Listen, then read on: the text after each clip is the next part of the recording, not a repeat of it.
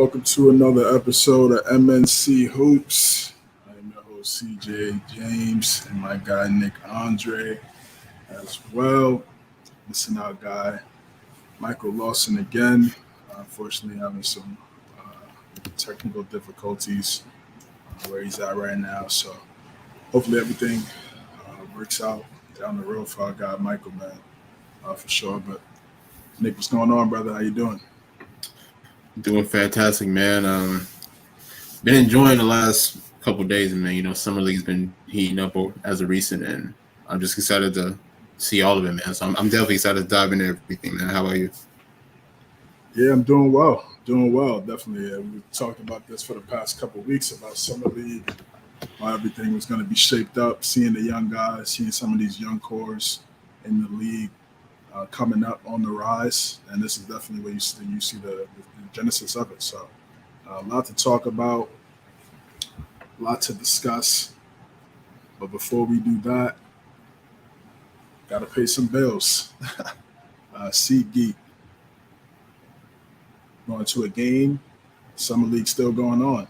You want to catch a summer league game, if anybody happens to be in Vegas, want to get some tickets, want $20 off a game going to the summer league this summer, go to SeatGeek.com, use our code MNC Hoops, all one word, for $20 off your first purchase. That's just not for basketball games. That's for MLB, concerts, tours, anything where you could, go to go on SeatGeek.com, find any event that you want to go to, man, and use our code. Be greatly appreciated. Yeah, man.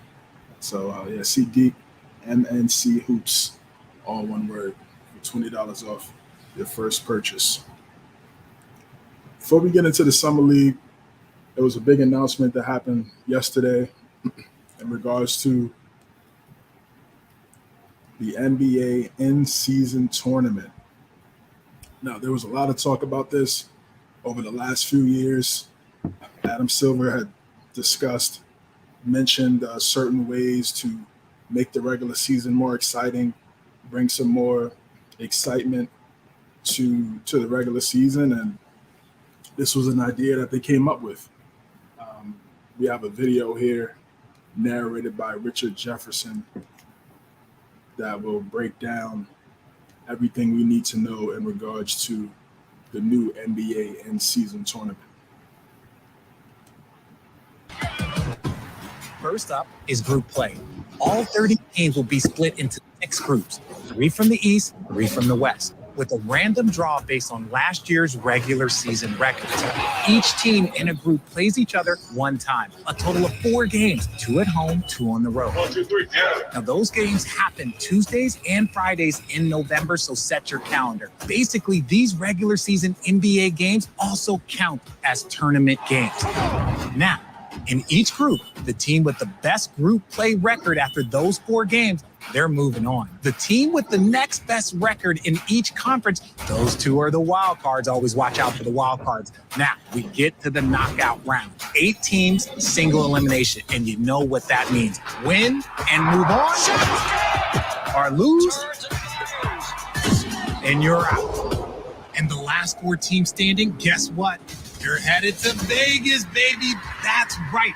In Las Vegas, the semifinal battles will get us to the championship game on December 9th. 2 teams in a winner-take-all final to be named champion and be awarded the first ever NBA Cup. Come on now. Look, there's a lot to look forward to this season. Players on new teams, rookies new to the league, and teams just looking to make some noise. And the NBA in-season tournament is going to be a can't-miss, must-see, high-stakes, high-level competition. And if you're a hoops head just like me, I promise you, you're going to love it.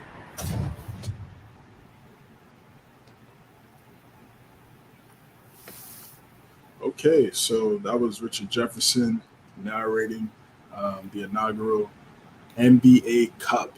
That's what they're calling it, the first tournament, in-season tournament in NBA history. So the semifinal round, the top 4 teams will be going to Vegas, and then obviously the championship game will also be in Vegas. Starts November 3rd. We're going to also pull up the group each groups in each conference, and Nick and I are going to break down and give our thoughts on what these teams are looking like, what these groups are looking like, and who might come out as the victor.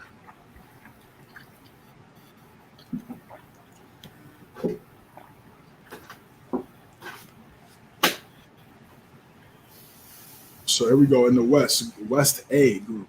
We got the Memphis Grizzlies, the Phoenix Suns, the Los Angeles Lakers, the Utah Jazz. West B group is the Denver champions, the Denver Nuggets, the Los Angeles Clippers, New Orleans Pelicans, the Dallas Mavericks, and the Houston Rockets. And the West C group, you have the Sacramento Kings, Knicks, Golden State Warriors, Minnesota Timberwolves, Oklahoma City Thunder, and the San Antonio Spurs. Now in the Eastern Conference, East A, got the Philadelphia 76ers, Cleveland Cavaliers, Atlanta Hawks, Indiana Pacers, and the Detroit Pistons. The B group is the Milwaukee Bucks, the New York Knicks, the East champions of last year, the Miami Heat, the Washington Wizards, and the Charlotte Hornets. And the last group in the Eastern Conference, you have the Boston Celtics, the Brooklyn Nets, the Toronto Raptors, the Chicago Bulls, and the Orlando Magic. So it's just exciting things. This kind of reminds me of, soccer a little bit, the Premier League, La Liga. They're really, trying to implement some new things in the regular season for the NBA. Nick, what's your thoughts? I don't know, man. It's honestly, the NBA, they've been talking about this for the past probably like 4 to 5 years. They've been talking about, hey, possibly a mid-season tournament. I didn't know if it was actually going to go into fruition, but now that it was announced, shout out to Richard Jefferson for that breakdown. I guess, I give credit to Adam Silver. I give credit to the Players Association for trying to continue to just be creative and find new ways to make the season exciting, because at the end of the day, 82 game season can be a lot sometimes, and at least for teams or for a lot of players, sometimes you're not going to get the best out of certain players and certain teams because there's possibly 4 to 5 games in a week. There's like 12 to 15 games in a month, so a lot of wear and tear on the body. As the season progresses, you're going to have those games where you're not going to be as motivated to play or as motivated to compete on a nightly basis. So, with this tournament coming in hand, I'm not going to say it's a bad thing because I want to check it out, but I guess I do have my concerns. One of my concerns probably could be, with it being in November, are we going to be able to get the best out of the players because it is the beginning of the year, and a lot of around like November, December, I'm the type of guy that says that the NBA season doesn't really get exciting until like around Christmas time, because a lot of teams and players are trying to use that first month or 2 months to really find themselves, to really get in the best shape possible, build that chemistry with one another. So, hopefully once this tournament comes around, we will possibly get the best out of these players. Hopefully everybody will be well conditioned and will be ready to play. But, I give credit to the NBA for trying to be creative. The question is, like how much leverage does this possible tournament have? Obviously it's not as big as possibly winning a championship, but how many of these guys are really going to come in and really compete as far as, taking this series as if it was a championship? I know for people who watch the WNBA, they've had the Commissioner's Cup over the past 3 to 4 years. I want to say, I think the last champion was the Las Vegas Aces from last year. So they did have like that whole regular season thing where, they do have Commissioner Cup play during the regular season, and then the top teams from that who are with the best record from that end up playing for the actual Commissioner's Cup midway through the year. So I guess I can see something as that, but it's just so tough. I don't want to say that I hate it, but it's like also like I'm just kind of concerned to see will these guys give us our best play, because to me it's like you can't really get a lot of these guys to really compete in the All-Star game. It's like like how are these guys going to really compete here? So, like I said, I don't want to diss it. I'm happy that the NBA is continuing to be creative and find new ways to make the season more interesting. But I guess I just want to see how it's going to pan out in the first season to see. And I guess I'll probably give you my objective on it after that. I'm a fan. I'm a fan of it. It's new. It's exciting. I remember a lot of people had criticisms about the play-in. They weren't a fan of the play-in. And then as soon as it was implemented, you saw, how it gave multiple teams and, 3 more teams, 2 more teams an opportunity to make the playoffs. it just added more intensity and added more focus to those teams. Okay, now of course, obviously, you want to get into that top six because that solidifies you getting into the playoffs automatically. But you being a top 10 team in your respective conference also gives you an opportunity to make the playoffs. So it's a big deal. It's a big deal, and for the play-in, I remember people criticized it, and now everybody's a fan, and that's what everybody talks about now. When we talk about the NBA and right before the playoffs. I think this will be the same thing. Sometimes when you have new things, people are going to have critics. I don't see what's wrong with it. It's in the regular season. The games count as regular season games, so it's not like it's separate from. It's not like it's separate from the season. These games count, so I think it's a tournament within the season, and I think it's going to add some more excitement. Of course, it's never going to be to the level of winning an NBA championship, but it creates more stories, it creates more content for us, for guys like us to have this show. We can make a whole segment on this now. It's a whole new segment that we can bring into our show. So I think it adds an element for content creators, and like I said, for the players too. Even though, in a way, it's a shame that they had to add this for players to play more in the regular season. We know we've heard different narratives about load management and teams tanking because they didn't want to. They wanted to get a certain number in the lottery the following year to draft a certain player that's highly touted coming out the draft. But this changes some things, man. This changes some things. And now when you have this tournament type style in the regular season, you could really see who's focused during this time. And as we saw last year, when the Denver Nuggets won the championship, they had the number one seed. They had home court throughout the entire playoffs, and that played a big factor into them winning the championship. I mean, they only lost one time at home all playoffs, and that was Game 2 of the NBA Finals. So I'm a fan. I said that at the top of the segment. It kind of reminds me of what they do in soccer. And I like some of these groups too. I mean, we could talk about these groups. The first thing I saw was East B. Yeah, obviously, me and a Knicks fan, that's a tough group for us. You got the Bucks, you got the Miami Heat. Obviously, the Wizards and the Hornets are in a rebuilding mode. But Bucks and the Heat, those are two of the best teams in the Eastern Conference. So I really want to see how we fare in this tournament type style against those teams. You look over to the Western Conference, West A. You got the Grizzlies, the Suns, and the Lakers.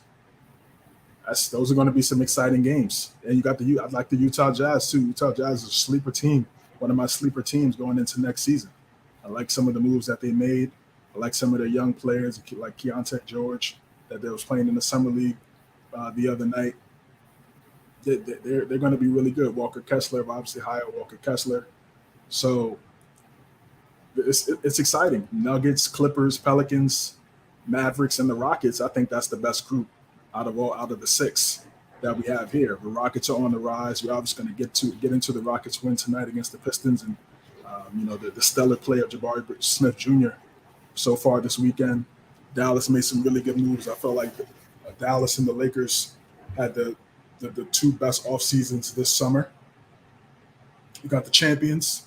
You got the Clippers, who we all know on paper, they're the best on paper team we've seen in the last 5 years.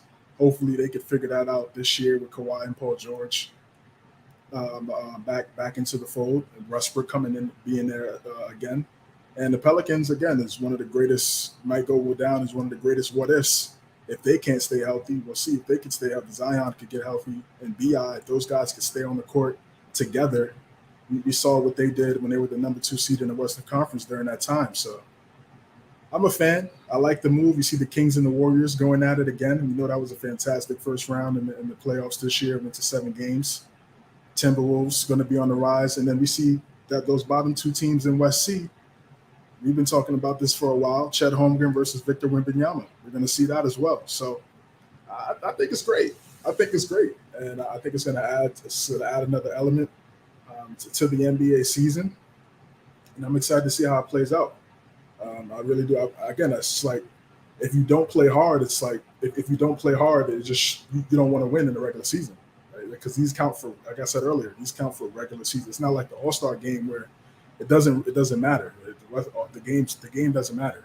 There's no incentive in going 100%. One, because it's in the middle of the season, you want to be healthy towards the second half of the season. And again, you don't gain anything from trying to go all out. Here, you gain something. Yeah, you get the award, but you also increase your record, which could increase your seeding in the playoffs. So I'm a fan. I like the move, and we'll see who becomes the first NBA Cup champion. I think to me, and this is just my perspective, like I would have loved if it would have been like more so like in January, possibly than November. Because I mean, it's like I said earlier, November is kind of the time where a lot of teams, they're trying to build their chemistry. They got some new additions to the roster. They're trying to get into the best shape possible. So I feel like after maybe 2 months into the regular season, things are starting to heat up. We're already seeing like who's the best teams in each conference. I feel like January probably would have been the best. I mean that's just my opinion personally, but I mean I can understand from your perspective. It does give players a reason or teams a reason to really compete in the regular season. So at the end of the day, I mean these do count as regular season wins. So it's not like it's not like you can just kind of blow past these games like they're possibly preseason or anything. So I think that definitely does help. So I am looking at the list of teams honestly. I'll be honest, man. I like that East A. I like that East A a lot. I like what Cleveland's doing. Cleveland's obviously a team that's a playoff contender that's on the rise. Indiana with Tyrese Halliburton as a franchise player. They still got Buddy Hield, Miles Turner, Benedict Mathurin. They just added Bruce Brown as well, and Obi Toppin as well, former Knick. The Pistons, they're going to be a young, hungry team. I love what they're doing. I don't know if people have been watching, but Asar Thompson, who has really been showing his value as a scorer, one of the Thompson twins. Then on top of that, honestly, man, I don't know people. I mean, we're going to dive into this later, but man, like if you're watching what guys like James Wiseman has been doing and Jalen Duren has been doing, especially in yesterday's game, I think they played the Magic yesterday. But if you've been watching what this young team does, and then on top of that, you add the addition of a Cade Cunningham, Jaden Ivey has also been playing as well. Isaiah Stewart, Marvin Bagley, and the rest of these guys, man, like that's going to be a hungry team as well. So I like East A. West B is good too. That's a lot of contenders plus the Mavericks and the Pelicans who are on the rise as well. The Nuggets who are champions, they're going to be coming out, with some hunger, trying to defend their crown. The Clippers, as like you mentioned, there's questions surrounding that team. They just re-signed Russ, to be their starting point guard once again. Is Kawhi going to come back healthy? Is Paul George going to come back healthy? So that's interesting. Same thing with the Mavericks as well. They just re-signed Kyrie as well. I actually just saw Kyrie sitting courtside at the Summer League game with both Mark Cuban and Jason Kidd, so that's definitely a good look. It seems like everything's good as far as within the organization. So we'll see how they we'll see how they come out as well. So I guess you could say from a different perspective, I guess it does give teams a reason to really come out, with a lot of motivation and a lot of fire, especially early into the season, because I mean the season's probably gonna start late October, probably like 24th or 25th or something like that, probably closer to Halloween, and then you just go right into this like possibly like 2 weeks later. So I mean I guess you could say it is exciting. I just want to see how it pans out first, but it's like I say, I give the NBA a lot of credit for just trying to just keep things creative and keep things interesting. Yeah, I understand your point about potentially they could always change the time to start the tournament. I feel like it makes sense November 3rd because what do we always say? We say the second half of the season, that's when teams start to turn it up and take it to a next level. So that's kind of already a pre-playoffs, if you will. That's kind of like the prelude to the playoffs, that after All-Star break. So now you add something similar or a similar type feel at the start of the regular season. I think it's a good look. It's not too long. It's not a bunch of games. So I think this is calm, man. I think this is a good idea. Obviously, they can always change things up as the years go by. But it's just I think it's going to be exciting. I think these teams And obviously the stars on each team are going to take this to another level, and the coaches as well. You can't half-ass, bro. These games count. So you just want to sit around. You don't want to be focused. You want to sit guys out. I think there are going to be some teams that really don't care about this. That's what I was going to ask too, though. Yeah. Like, do you think like teams like the Lakers, like LeBron's going into year 21, do you think that he's really going to care about something like this, or even like the Warriors or the Clippers? I mean, like I guess a lot of these teams, like with a lot of older players, do you think that they're going to care as much as like maybe like a lot of like the 24, 25-year-olds? I mean, teams are going to do what's best for them. Obviously, that's a given, right? That's ultimately dependent. Each team is different. Like you said, there's some teams with some veterans that need some rest. But the regular season starts October 18th, so this is only like a couple weeks before. Like, so you're sitting out after 2 weeks of the regular season. What is like? What are you doing? It's 2 weeks. Just the season just started 3 weeks ago, and you're already out. I mean, we've seen it before. I mean, no, I know. I know. That's what I'm saying. And that to me is just insane. And I again, I go back to the Nuggets where they were great the whole entire year, and I think that means something, man. We used to see that growing up back in the day. We used to see these dominant teams play well in the regular season and the playoffs. They didn't coast in the regular season and then turn the switch on in the playoffs and try to, because that's a difficult thing to do. It's a difficult thing to do to develop the right habits once the playoff starts and then turn it on. You're supposed to develop those habits and fail and succeed and figure out what's right for you and develop chemistry between teammates and coaching staff in the regular. That's the whole point of the regular season, is to do all those things. So, if you're not going to give 100% in this, more times it's rare that we see a team, not be great in the playoffs and then turn it around in the postseason and win the championship. Think about it. It's rare. You really don't see it. You really don't see that type of team. I know we've seen some LeBron-led teams,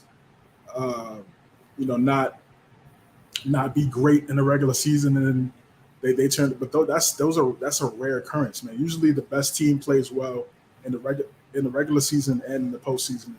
So this is cool. We'll see what happens. And as I said earlier, it just adds more. It's more content for us. Right. We can talk about these games. These are more reels, more YouTube shorts and TikToks, more threads. We're gonna get into that too.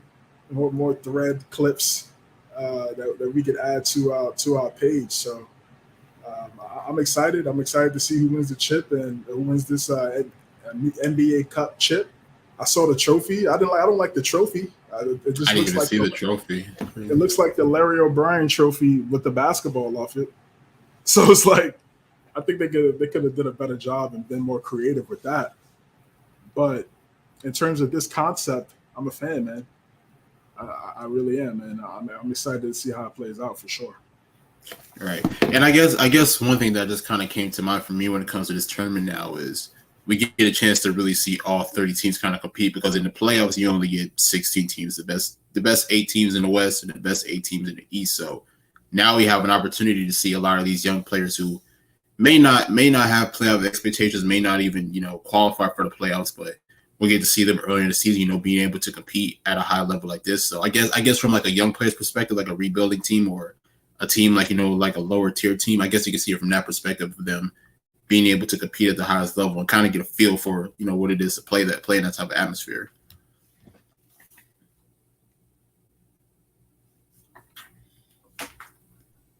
You on mute, bro. My bad. We got a couple comments here. We got a guy Michael.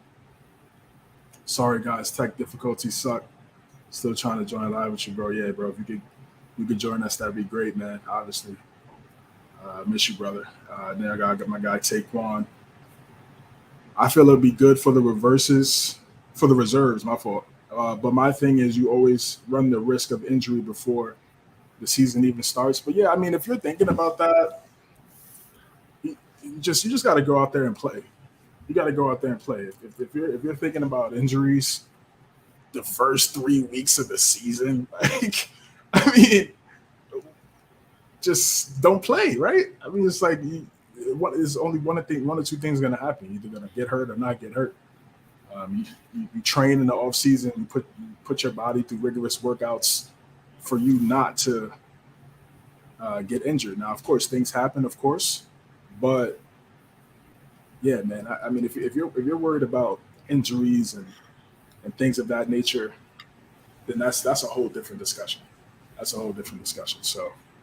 No, I get it. I mean, I guess from his perspective, I get it. Especially with a lot of these fragile players. Like, let's say, for instance, Kawhi Leonard begins the season fully healthy, ready to go, and then they play in this tournament game, and I don't know, he sprains his ankle. Now he's out for like 6 to 10 weeks or something like that. Then the whole narrative is just going to be, oh man, like they should have never implemented the in-season tournament and all that. I mean, at the end of the day, injuries are a part of the game anyway. So I mean, you can't really control that. So No,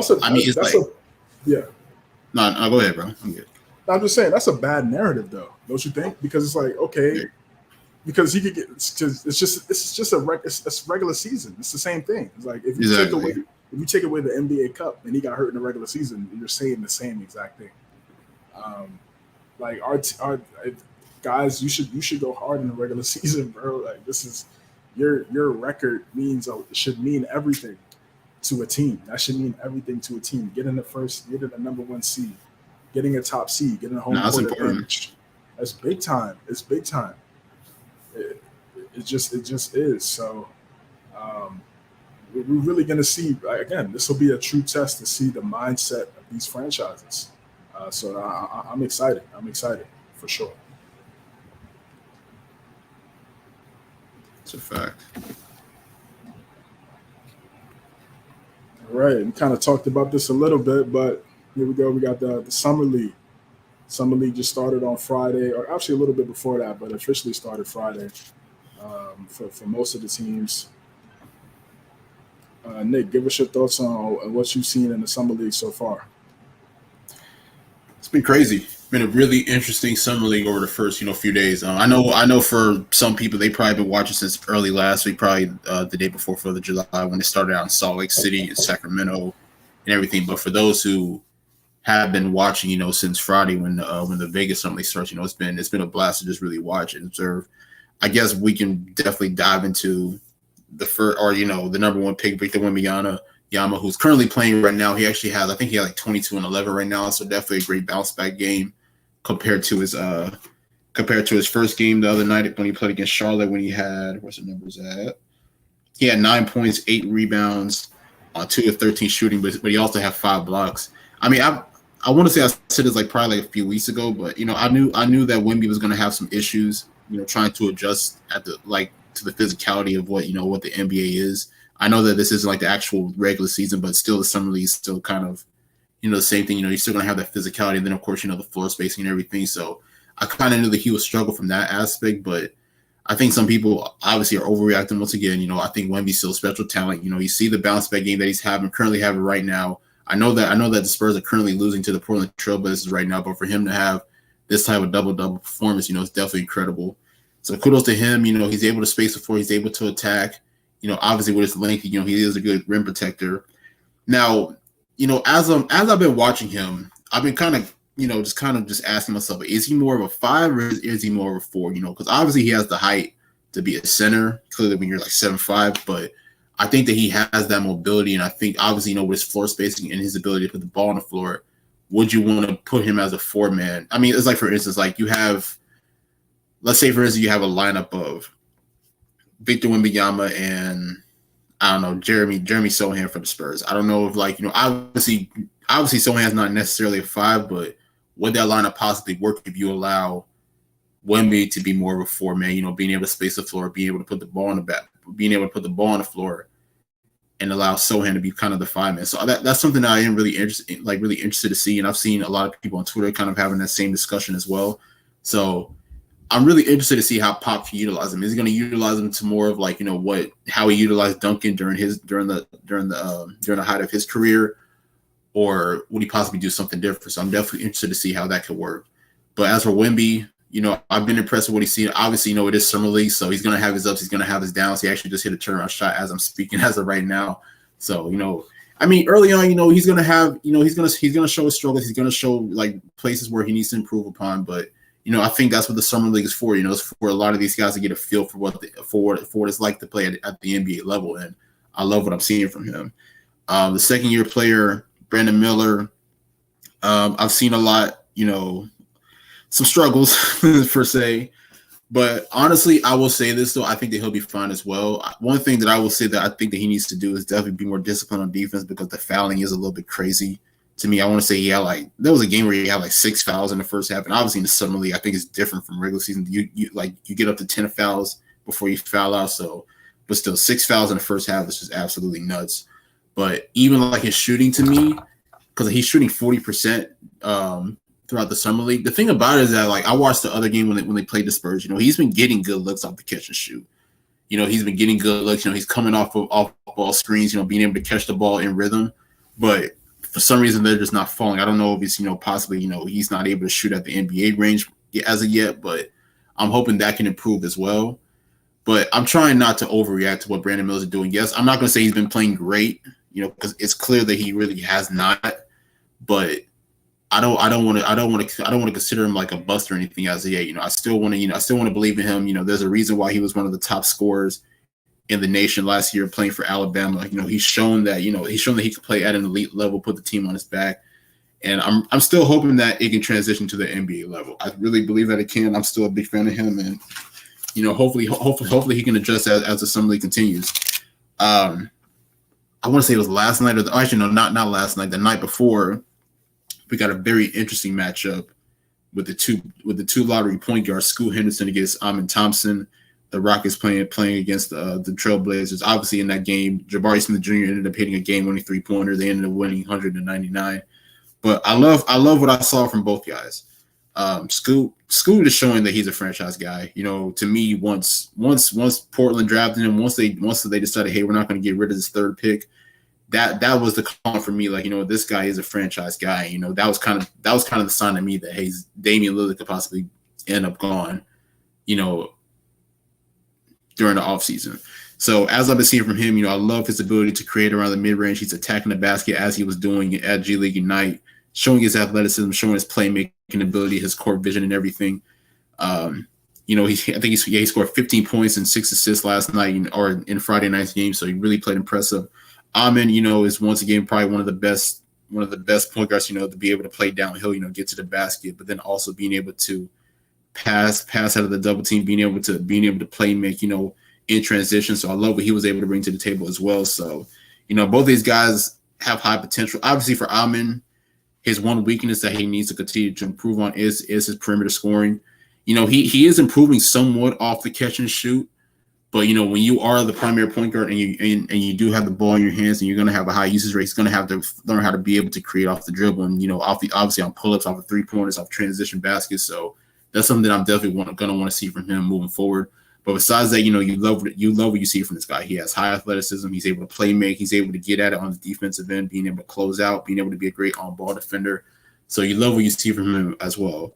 And then other guys as well that I've been impressed with. You mentioned him earlier, CJ Keontae George for Utah. That was actually my favorite player last year in college.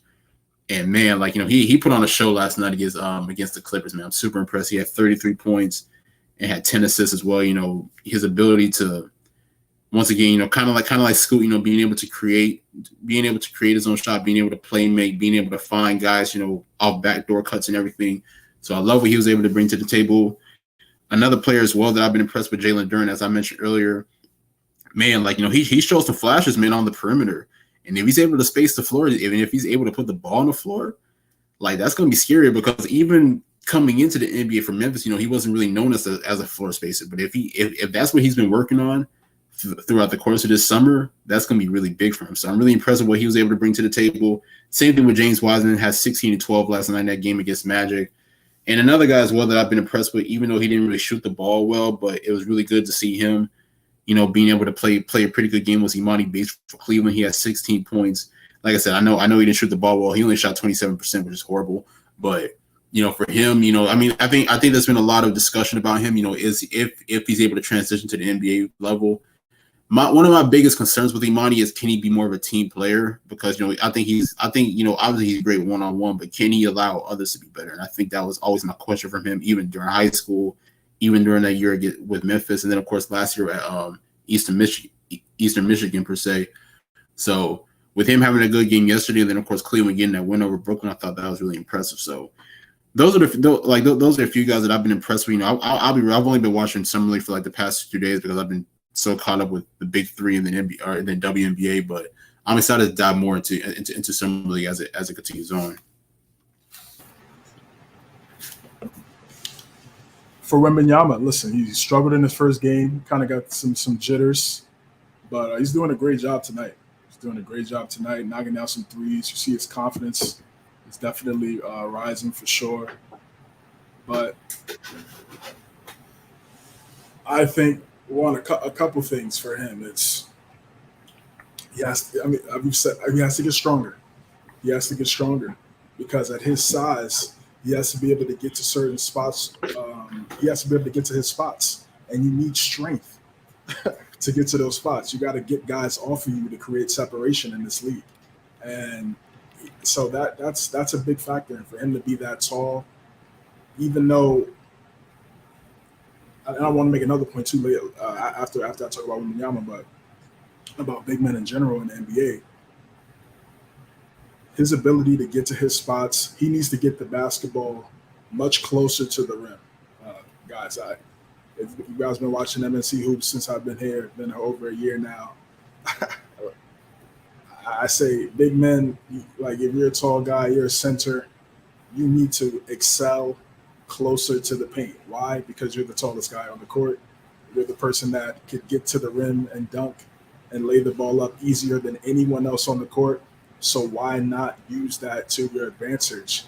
And with the spacing in today's NBA, you could sink the defense into the paint, which will create easier shots for your teammates. A la Jokic. This is why Jokic won a championship this year. Because he's not – can he shoot threes? Yeah. But he's not a three-point shooter. He's not doing step-back threes. He's not – and if he does do it, it's late in the shot clock or it's just – the game is they already blew a team out and he's doing it for a highlight. Jokic gets his buckets around the rim and closer to the basket from the free throw line, and that's where he gets the majority of his baskets. And I think for someone like Wembanyama, I said this when he got drafted, I said he needs to watch Jokic highlights because that's the best player in the world, and they're the same position. They're the same exact position. You don't need to be watching, whoever some of these guards. You're not a guard. You're not a small forward. You're a center. So I think for the Spurs, for him, I think they need to find ways to get him the basketball much closer to the rim. He's 7'5". Like, he shouldn't be shooting threes. He shouldn't be standing at the 3-point line as much as he's standing at the 3-point line. Set the screen, short rolls, catch the ball at the free throw line, jumpers, free floaters, runners, or if you have a baby on you off a switch, that's a mismatch all day, every day.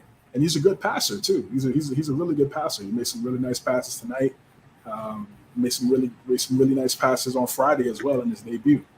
Secondly, for the Spurs, they need a point guard. They need a Tony Parker. They need someone to make. Not Trey Jones believer.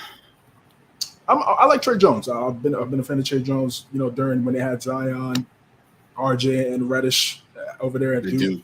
That was a fun freshman season. That was a fun season for Duke, and that's when he became a fan. I became a fan of his for sure. But if he could be that guy, great.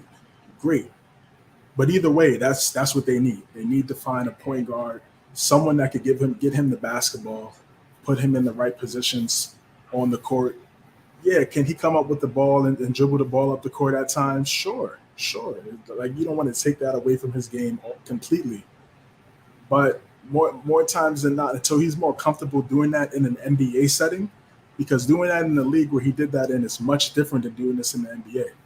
And guys are going to blitz you. And you're taller than everyone else, so that basketball is right there. It's pretty much it's right there for guys to strip and take the ball out your hands. So when you get a point guard like I said, Jamal Murray. This is why Jamal Murray and Jokic, they work so well. They play so well off each other They need a dynamic guard next to Wembanyama if they want to get to playoff contention. Let's start there. I don't want to say if they want to get to playoff contention, they need a guard, a dynamic guard, future all-star guard, and complement with Victor Wembanyama for them to excel. Case in period. That's just a given. That's what we've seen historically. That's just what we saw last year. So once they get that, then we'll start having real conversations. He's very talented. He had a great bounce back game today. Didn't let the debut, hurt his confidence. Did a great job blocking shots, getting rebounds. I want to see him average double-digit rebounds. Why can't he average 12 rebounds a game? Why is that? That should be a given. Why is that a rarity? Why is that? Why should that be a difficult thing to do? 7'5", I just don't understand it. So I need to see him average a double-double in his rookie season, and I could see 2.5 blocks because he's very active. And to your point about whether he should play power forward or center, got to play center. Now, if you're playing zone, okay, you could kind of have him in the corner. He could rotate to the paint and protect the rim there because he does have the length and he is quick for his size. He is very quick. Seeing him move up and down the court, he does have a great ability to create space like that with his speed. But I feel like he could play the pick and roll defense really well. I feel like he could be able to recover and get back and be able to contest the big man once he rolls and still have enough time to show at the guard if his teammate goes under the screen. So he needs to play center, man. You should not be playing power forward. You got to figure it out eventually.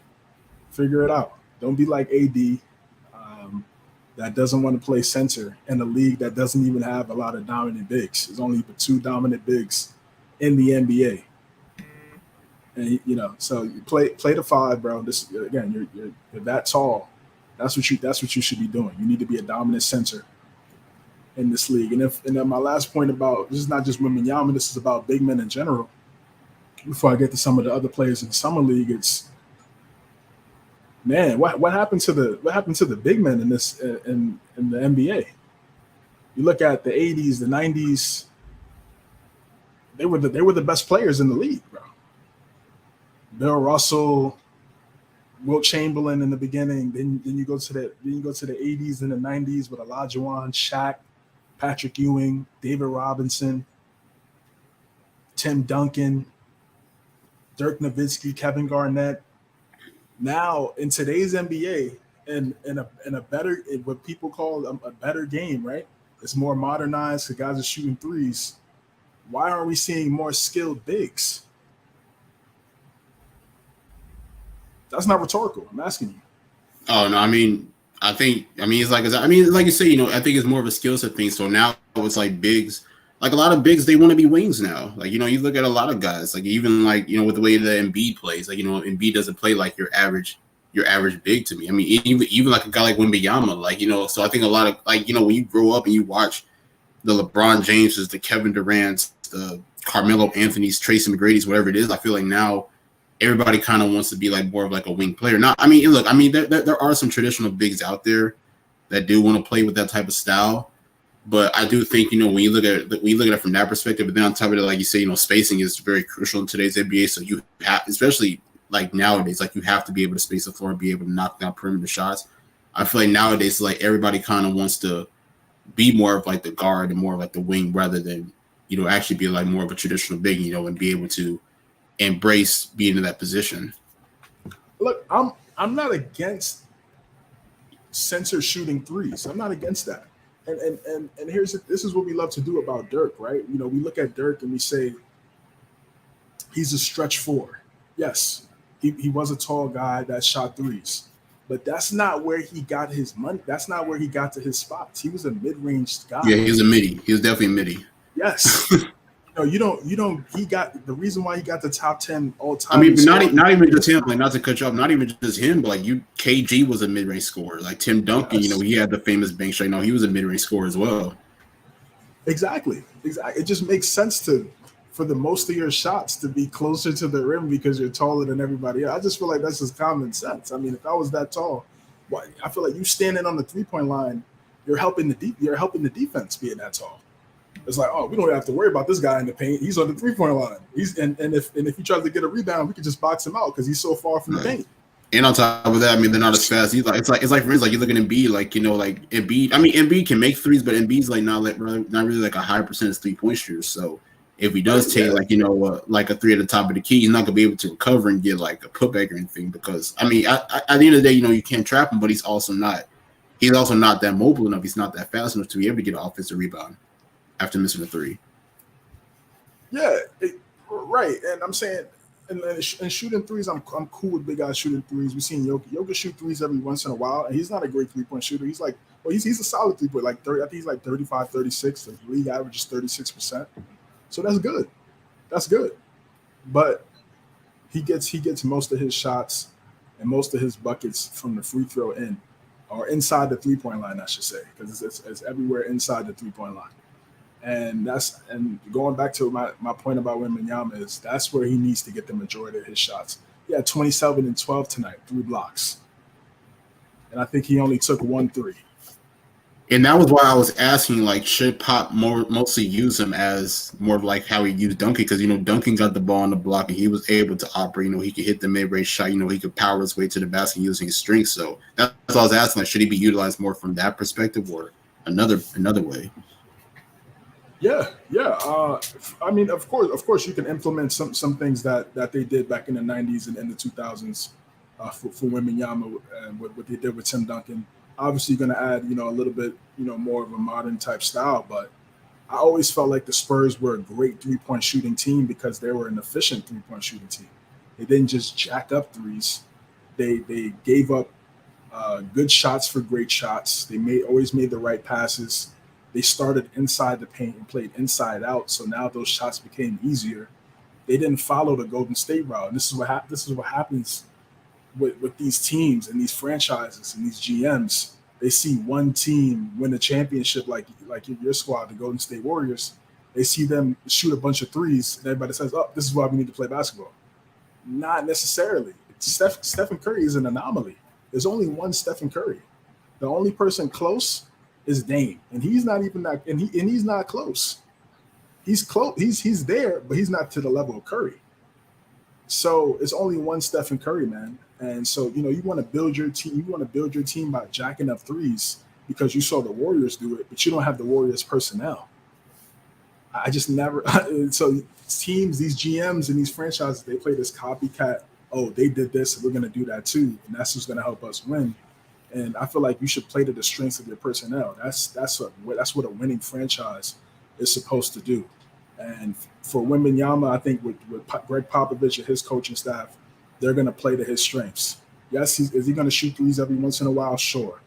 But more times than not, I believe most of his shots will be from inside the 3-point line, and that's how it should be. He'll get fouled more. He'll slow the game down. It's perfect. Like I said, 27 and 12 tonight.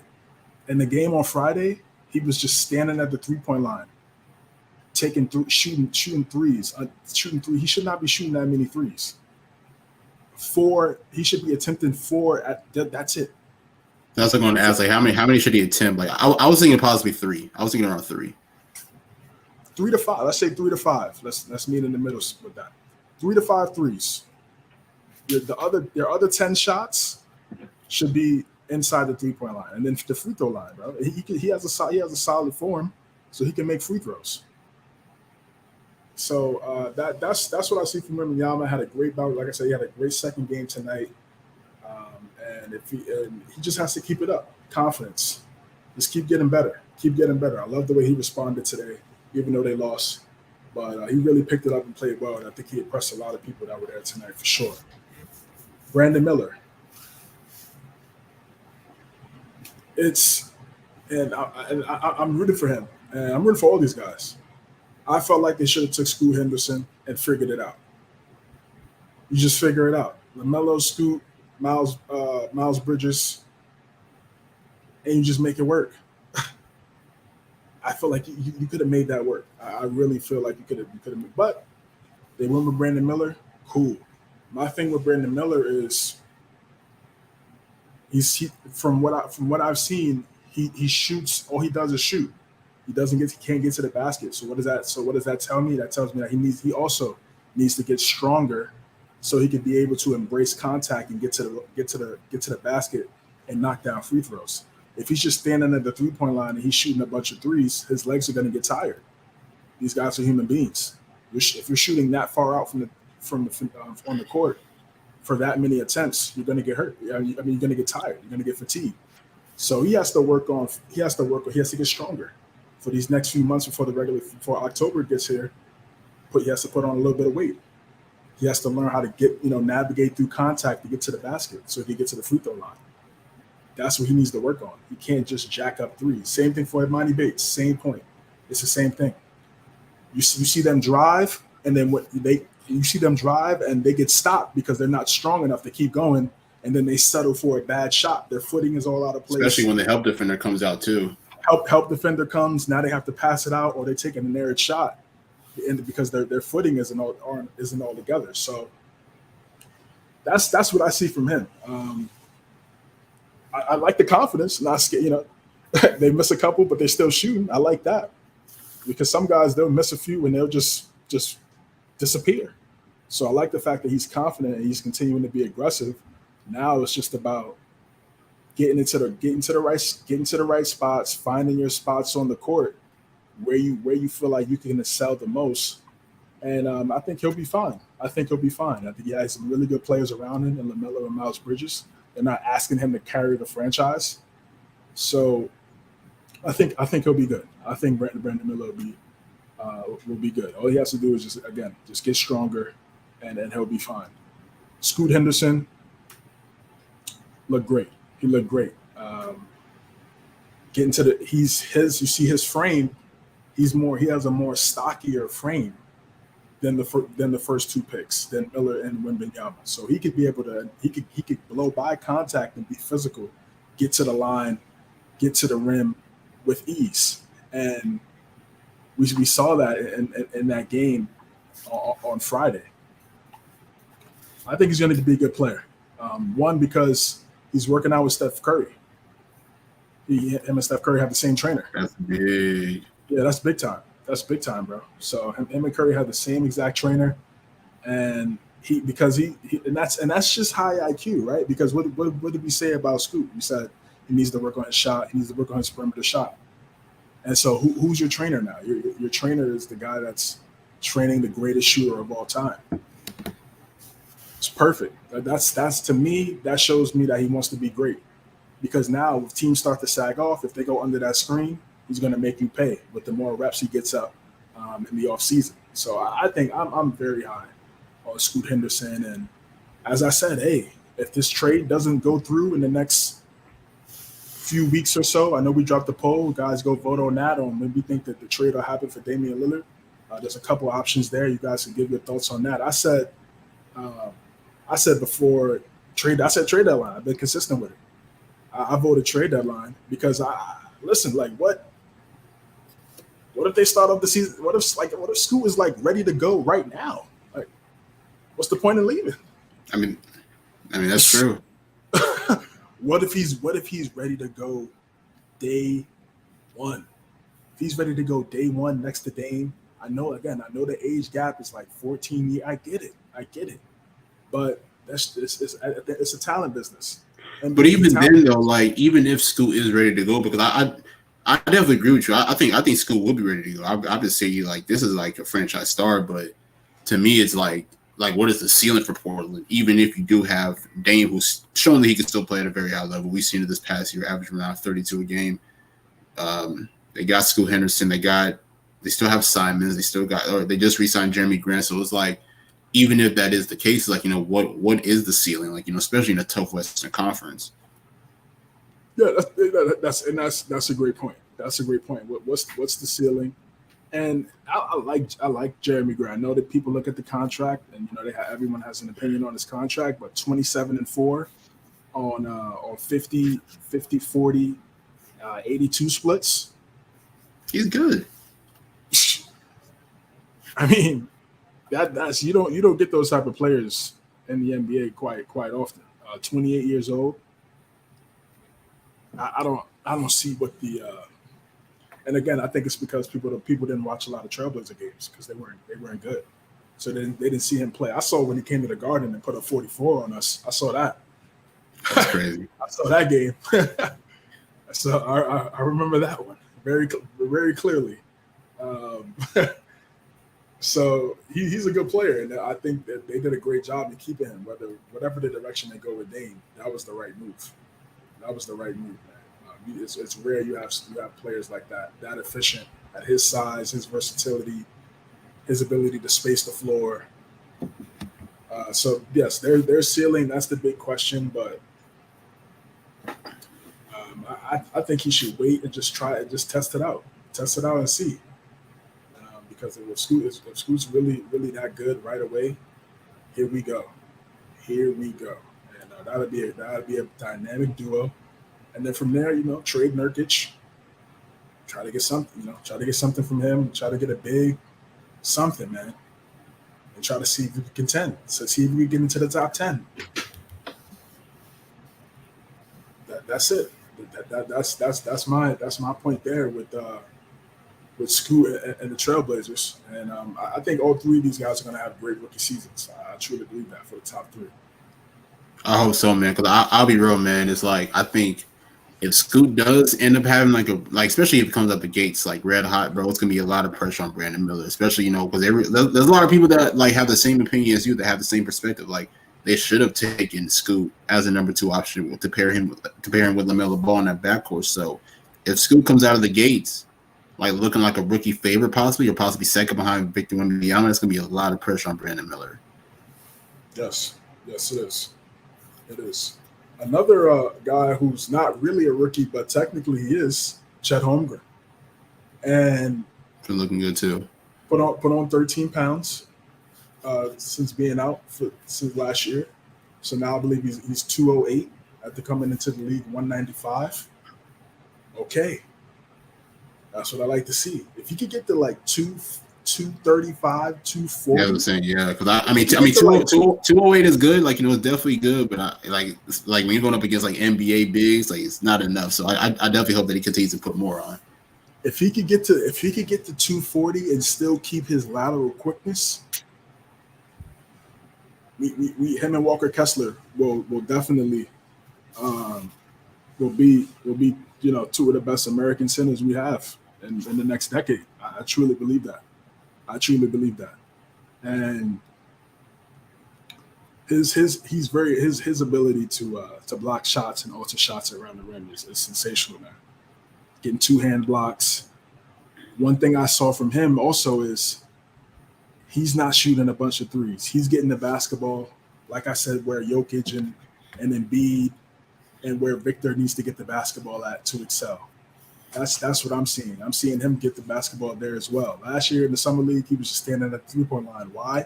Because he didn't have the strength to blow by guys. Now he's getting much stronger. He can shrug guys off. He still has a solid handle, rising up, floaters, mid-range shots. You're taller than everybody else. You don't need to shoot a 3. You can take the midi. You're taller than everybody. I've been very high on Chet Holmgren. And I feel like he's the missing piece for that Oklahoma City Thunder team. Easily. No question about it. Now you got to think. I mean, this team was one playing win away from the playoffs. Right. Exactly. So he comes in, and if he could get 17 and 11, two blocks, maybe I think more with the amount of possessions we see in the league today, 2.5, maybe 3 blocks a game. They should be in the playoffs. Nick. I truly believe that, and he's someone I'm definitely going to be looking out for next year. And then last but not least, these young cores. Wow. Houston Rockets, Detroit Pistons, Orlando Magic. Orlando, yeah. Those are the 3 teams that I'll be looking at. This season. Are they going to win a bunch of games? Maybe. I think the Rockets. I don't know if they're going to make the play-in. I'm not going to say playing, but I think they're going to surprise people. They're going to be much better than 22-60. I can guarantee you that. Oh yeah, definitely.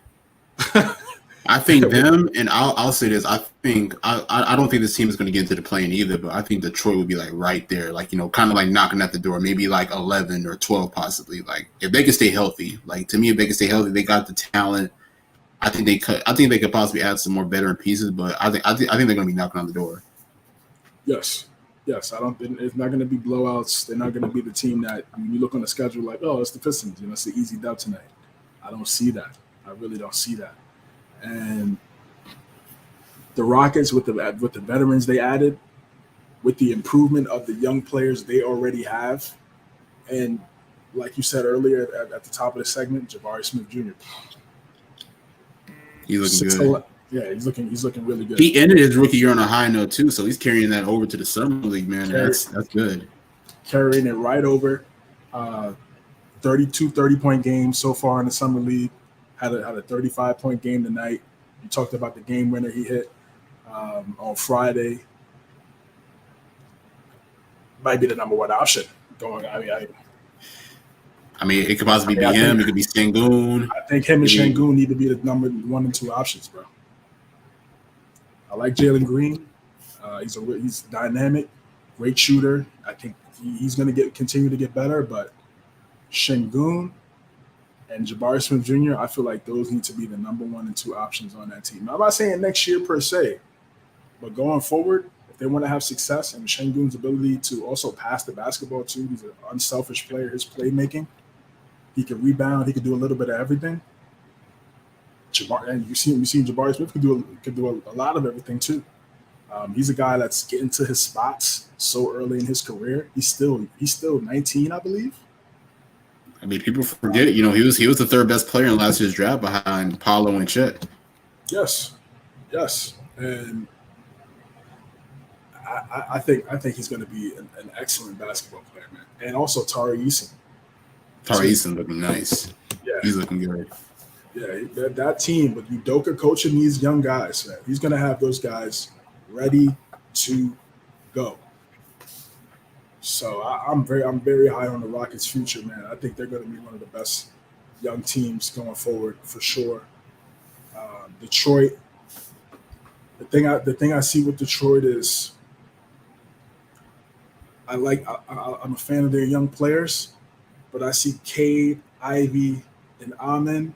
They're all not great floor spacers. So your 3 primary ball handlers. They got Asar, my bad. Asar. I'm in Houston. Yeah. Asar. They're all not great floor spacers. Right? So if your 3 primary ball handlers aren't great shooters, that could be a problem.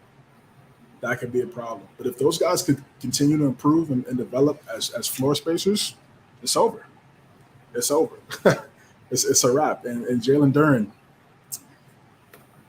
the Knicks had him for for a quick second there. Yeah, literally a couple seconds. I was seeing him doing tween pull-up mid-range jump shots at 6'11", and I saw him do a one-handed lob tonight. Yeah, he continues to get confident, gets his confidence up. That starting 5. If it's Cade, Ivy, Asor, Jalen, and Wiseman. Yeah, that's going to be the question there for them because they got a lot of bigs. Like they got Duren, they got Isaiah Stewart, they got James Wiseman. James Wiseman came into this team. He actually played well to close out the year.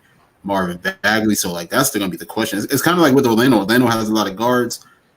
Detroit has a lot of bigs that they're going to have to figure out. I think that should be their starting 5, man. That's that 5 I just said. I think that should be their starting 5, and they should learn how to play together right now. Because we've seen Duren.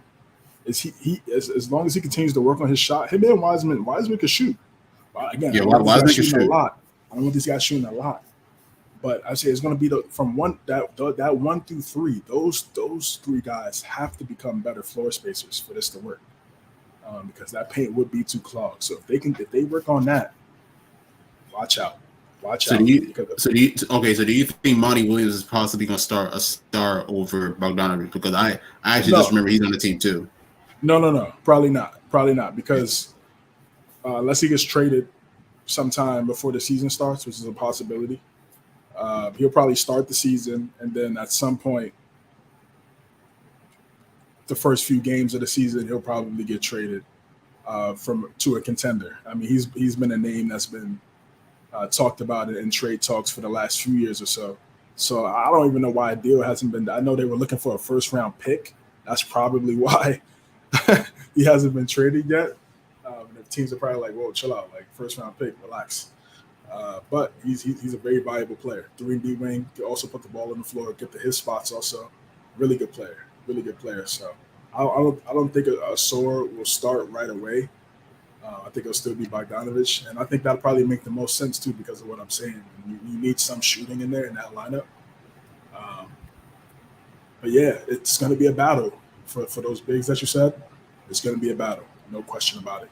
And I'm excited to see how that plays out. But that young core, and I forgot even the Pacers young core. Pacers young core is nice. Well, they were the fourth seed for a minute before Halliburton got hurt, and those injuries started to pile up, and they just weren't able to recover. But they were the fourth seed in the Eastern Conference, and now you add Obi Toppin and the improvement of Benedict Mathurin. Now Chris Duarte is in Sacramento, so now that's more minutes for Mathurin. I think Mathurin will be. I think the starting lineup for the Pacers should be Halliburton, Mathurin, Bruce Brown, Toppin, and Miles Turner. You don't think Buddy Hield? I think Buddy Hield should come off the bench.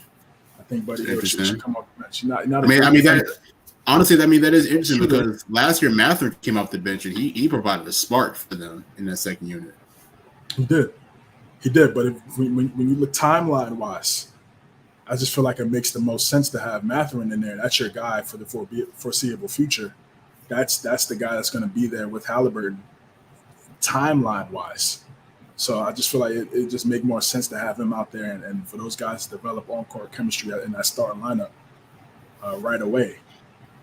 And then even if you have Hield coming off the bench, you got Hield, Nembhard, Isaiah Jackson, Jarris Walker, the player that they drafted this year. Man, Rick Carlisle, championship head coach, high on that team as well. Very high on that team. So, yeah, this is why I like the summer league, man. You start to see these young teams that may not win a bunch of games right now, but you could see down the road, like, hey, if everything works out, if this player does this, if they get this player or this player improves in that area, you can see something special. So I'm excited for those teams we mentioned, and so far it's been a really good summer league. Yeah, another team I just started thinking about as a recent man, maybe just because I watched them last night, but I'm excited about Utah. I'm not really never really high on the Utah Jazz, but I'm looking at it like from last season. Obviously Lauri Markkanen had a most improved type year. I think that he should be the number one option moving forward. But I mean, you still got guys like Jordan Clarkson. Obviously, I mean, we mentioned Keontae George earlier. The trade for John Collins was amazing. I think that he's going to be able to thrive with that organization as well.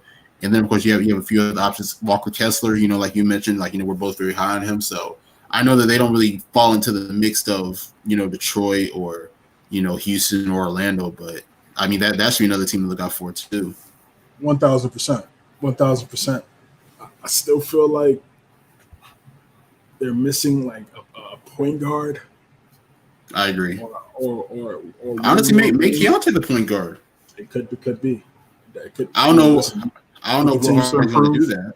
Yeah, he continues to improve. You go George, Clarkson, Markkanen, Collins, and Kessler, because that's what they have to do, right? They're going to use these draft picks they acquired from Donovan and Gobert, and one or two of those picks have to hit. They just have to. They got to hit at some point. I know they're not going to be super high picks because Minnesota is still really good. But whether you accumulate those picks to go up in the draft and get a better player, those picks after hit, man, because you got like how many picks they got? Like 9 picks combined from the Gobert trade. For that Gobert trade, So, um, yeah, man, I agree. I'm a fan of Utah, and I get it, but I think this is a new regime. You got Danny Ainge in there, Will Hardy. Will Hardy, one of the best young head coaches in the NBA, one of the most creative offensive head coaches in the NBA. They're going to be really good. They're going to be really good, man. And again, John Collins will 1,000% excel in that offense. I think we will see a very lively and improved John Collins in Utah for sure. Could possibly happen. Sir. All right, some other news kind of shocked me a little bit. Grant Williams traded to the Dallas Mavericks. Obviously, he's a restricted free agent. And the Celtics had an opportunity to match, but instead they do a sign and trade with the Dallas Mavericks. And we're going to pull that graphic up here for you guys.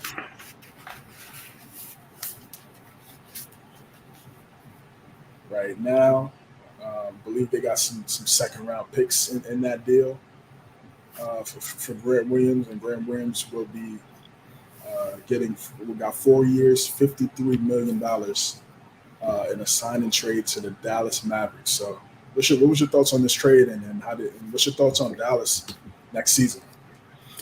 It's very interesting. I like what Dallas is doing. I think they have to continue to build a great supporting cast surrounding both Kyrie and Luka. They did just get Matisse Thybulle the other day, I believe, or maybe not the other day, maybe like a little while ago. But Portland matched it. Portland matched it.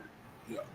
Damn, that's crazy. I didn't even know that. But I mean, either way, I mean, Grant Williams is a really big pickup for this team. Obviously, he's a veteran who's been in deep playoff runs multiple times. He's been to the finals before. He's had big moments. People may not remember, but in that Game 7 against Milwaukee last year, I think he knocked down like a lot of 3-pointers to really close out that game. One of the biggest X factors in that contest as well. So, you love what he brings to the table. He has tremendous size. He's able to space the floor. You're able to put him in possible lineups, with Kyrie and Luka, and he'll be able to knock down shots. So I think it's going to be really big for them. So I like this new addition for Dallas. Seems like to me, Boston, from their perspective, seems like they're going in like a new direction as far as supporting cast. We saw what they did. They got rid of Marcus Smart. He's now in Memphis. Now Grant Williams is in Dallas. They just acquired Porzingis in the same trade as well with Marcus Smart. So I know a lot of people are saying that the duo of Tatum and Brown should possibly break up. But to me, at least from my perspective, it looks like they're really trying to build a better supporting cast around this team. I don't know what it's going to. I don't know what it's going to be this year, but to me, that's at least for what I'm seeing. So I like the trade for Dallas, to be able to get a guy like Grant Williams to continue to add to the supporting cast, and I think he's gonna be a great addition to this team. Yeah, I'm a big fan of what the Mavericks have done this offseason, man. Re-signing, we talked about this around April. We were saying this Mavericks offseason, there's going to be an interesting offseason because of how they ended the season, where they pretty much mailed it in to get a top 10 pick in the draft. They drafted some really nice wings in this draft. You're getting a guy like Grant Williams, versatile. You bring Seth Curry back to the Mavericks, re-signing Kyrie. I think they've done a really good job. They need to be back in the playoffs. Luka is too great to miss the playoffs. Kyrie is too great to miss the playoffs. So they need this. This is the year they get back on track. I believe they become. I think they're getting that top 6. I think they're getting that top 6 easily. They have to with the full season. Again, not a fan of their offensive scheme. Still not a fan of their offensive scheme. The hot potato, take turns. You go off one night, I go off the next night. Not a big fan of that, but it works in the regular season. So, with that being said, bringing a guy in like Grant Williams, he's very versatile. He can guard threes, he can guard fours. He's worked on his shot, being a high 30 to 40% 3-point shooter, could rebound the basketball. He's still a really young player. I like this move. I like this move for them. And I was very unsure on what they were going to do this offseason, but Nico Harrison, Mark Cuban, Jason Kidd, and then the rest of those guys upstairs for that organization did a really solid job. And now it's just up to the players that they got to make it happen on the court. Man, honestly, I have a question, regarding Dallas. I mean, you mentioned you're not a fan of the scheme. So let's say hypothetically, they come into this year, they don't get off to a hot start. How long do you see Jason Kidd keeping that job, possibly, if they don't get out to a good start this year?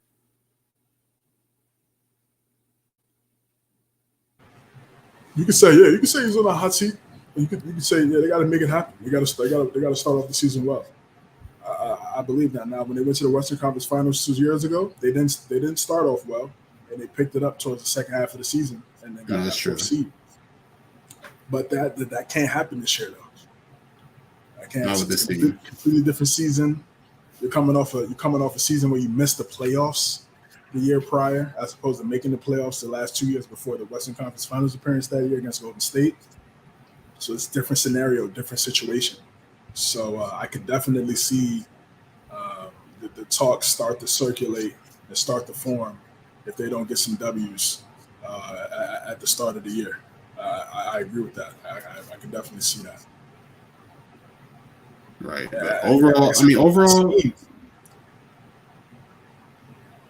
Nah, I did it. I mean, overall, though, I'm a fan of this trade, or of this signing. I think it's really big. It's like I said. I think it's essential that you build a good supporting cast, especially surrounding both Kyrie Irving and Luka Doncic. You got to be able to compete in this tough Western Conference, especially with, Denver's still going to be up there as the best team.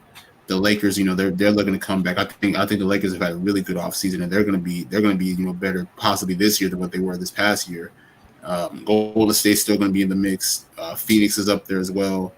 Memphis, whenever Ja does get back, I think they're going to be in the mix up there as well. So I think if you're Dallas, I think it is essential to continue to keep building around your star players and possibly build a better team. So I like this move. Absolutely. I can't wait to see what the Mavericks do in the regular season. We're gonna be very interested. I got league pass, so I will be watching. I'll be watching for sure. Got a couple comments here. Appreciate you guys for the people that's tuning in. I got Christian. People killing Wemby too much. Pop gonna stretch his O out with him. Yeah. I mean, listen, he's not the majority of the teammates that he has in the summer league. They're not going to play on the team, right? So I don't see him. He's going to play well, and like I said, he played great tonight. 27 and 12, 3 blocks. That's big. And France, he played the trail big, and also at the top of the key on defense. Would like to have him pop and get more involved in this summer league. Yeah. Check out the highlights. Check out the highlights, bro, from tonight. Right. He did a lot of that in tonight's game. I guess the trail. I think Wemby will figure it out. I think Wemby will be fine. He said, I feel you. You can have him play beyond the arc if you have a true 5 in the paint. But that's the thing. It's just like, what do you mean by true 5? He should be the true. I mean, he's 7'5".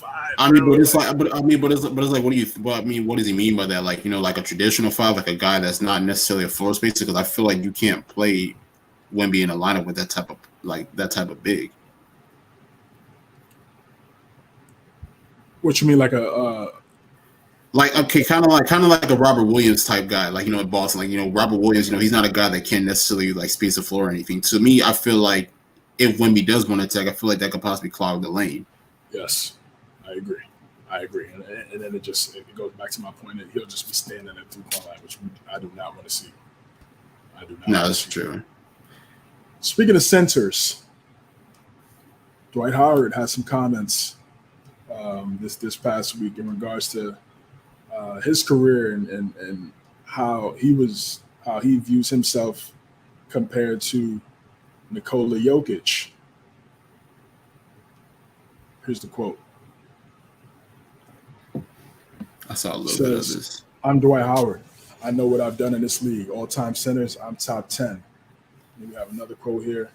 Obviously, people are going to say Jokic could score, but at the same time, I was getting 38 and 20, 45 and 18, 19, 20, and I'm doing all this with twos, no threes, all twos. I'm doing this with lobs, and I'm not getting a lot of post-up attempts like Jokic. He's getting way more opportunities. What's your reaction to that, brother? I mean, both of these bigs, they're two totally different players. So, I mean, Dwight does make a point, as far as, what he said. Because, I mean, they both are utilized differently, but Dwight played in a totally different era when he was in his prime, so he was more so, on the block. But then you had tremendous shooters to surround him, whether it's Jameer Nelson, Rashard Lewis, Rayford Alston, or whoever was a part of that finals team. Yeah, so, Turkoglu as well. Turkoglu was special, I'm not going to lie. But to me,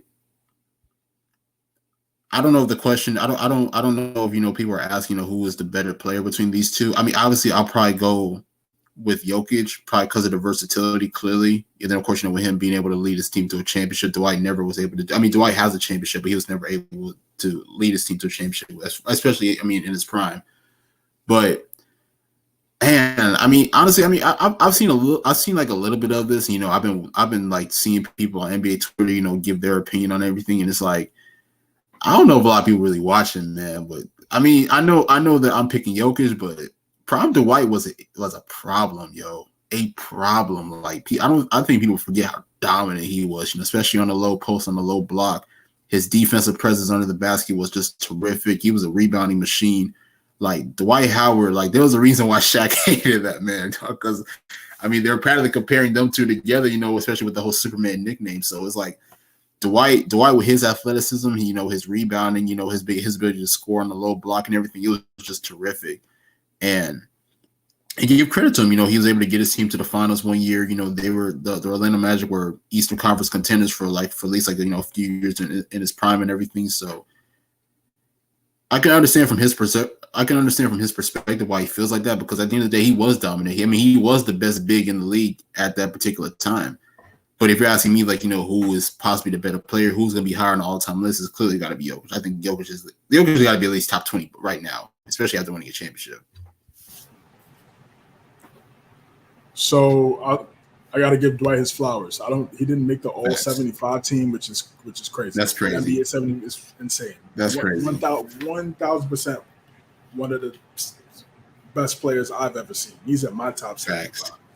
He was a top 5 player in the NBA for a very long time. 3-time Defensive Player of the Year. We talked about leading Orlando to the finals, not getting it done, but leading a team like Orlando without a real number 2 option. We talk about bigs and guards. Jameer was good, but he wasn't Jamal Murray, right? No, not at all. He wasn't exactly. You know what I mean? So, they never really had a true number 2 option in Orlando, and he was able to take them to the finals, beating LeBron's Cavs, who used to win like 60 games in the regular season. Convincingly, by the way, they beat that Cavs team. I believe they beat them in 5. LeBron hit the game winner. They didn't win another. I think it was 6. I think it might have been 6. Okay, yeah. 5. Yes, they packed them up and play Kobe in the finals, and they just got out. Man, Michael Petras is also known as. People forget too. I think they beat Boston that year too. I think they did. They beat Boston, boy, remember Boston didn't have KG. Oh yeah, that's right. Yeah, that's right. Forgot about KG, that. KG got hurt with the leg, but nonetheless, yeah. Again, he was still one of the best players he was a top 5 player in the NBA easily during that time. So, and yes, what he's saying right there. Yes, I remember the 38 and 20 games. I remember the 45 and 18 games.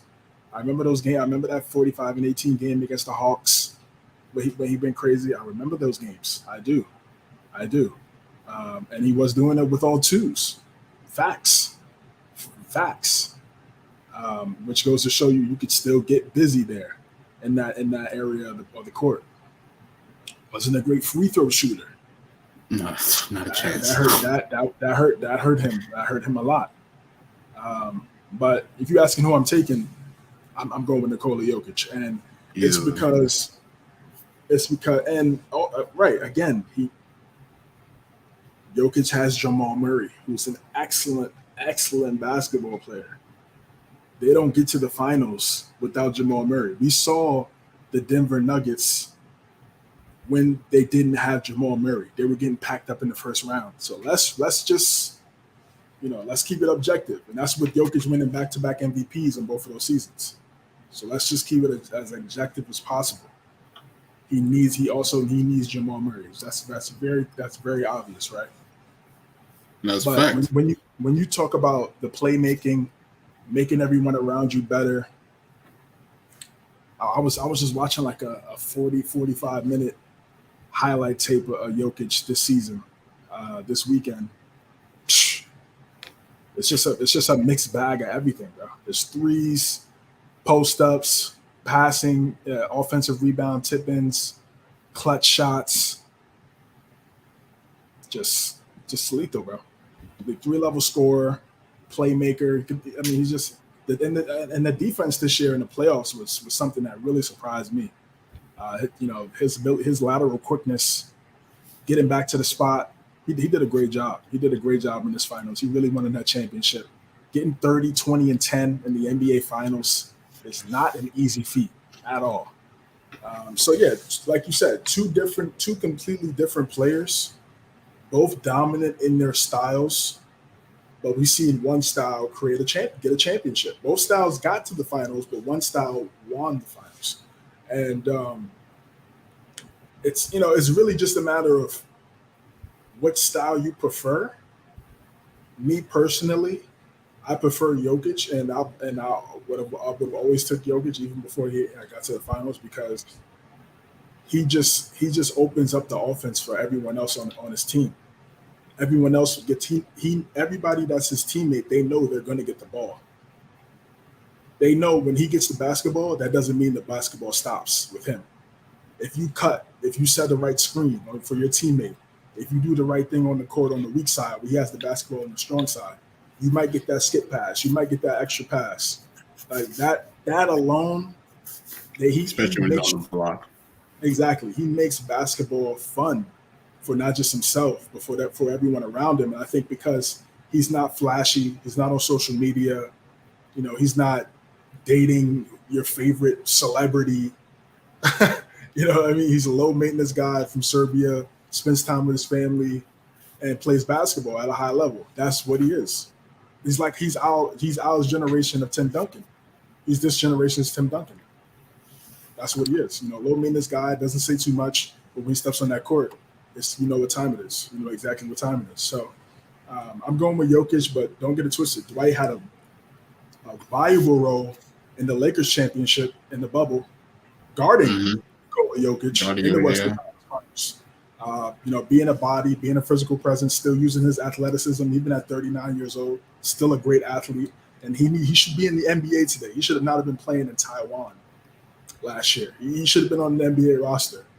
Politics, I don't know what it is really. I mean, never had any. I don't remember him having any crime issues, anything like that. No real major controversy. I remember him and Van Gundy kind of had an issue at the time. Right. Okay, then I was gonna say, yeah. Him and Kobe had an issue. I think him and Harden did too. I can't remember, but but we know what Harden. So that's just what that is. I mean, then he goes back to the Lakers and rights the wrong and helps them win a championship. He helped the team win a championship. So it's like for him not to be on a roster is confusing to me. I don't get it. He obviously doesn't want to be a player that wants to get the basketball and get the same touches he got when he was in Orlando. He knows his role at this stage of his career. So I'm really just confused why he couldn't make a team last year. I'm confused why he hasn't been picked up this offseason. I think he could be used by a couple teams. I can make a case that Dwight today is probably better than a lot of backup bigs. For sure. Even at 39, for sure.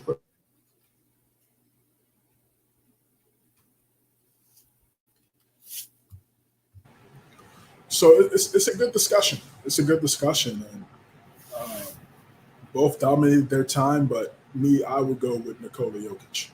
It's not recency bias. It's just style of play for me. It's style of play and just how dominant he is. 30, 20, and 10. Because you see You see how Dwight says 45 and 18, but for Jokic it's 45, 18, and 10. It's only double, yo. You see what I mean? Triple doubles. That's the difference. That and if he gets fouled, he can make free throws, and he could get a bucket from outside the paint.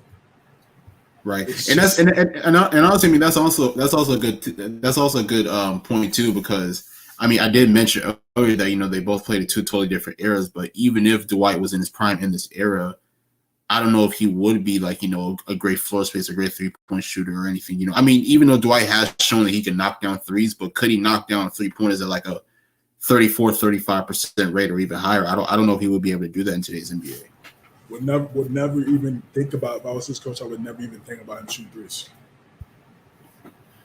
He played the same exact way. I'd have the Orlando team. You just have to hope you have a better guard, an elite guard next to him.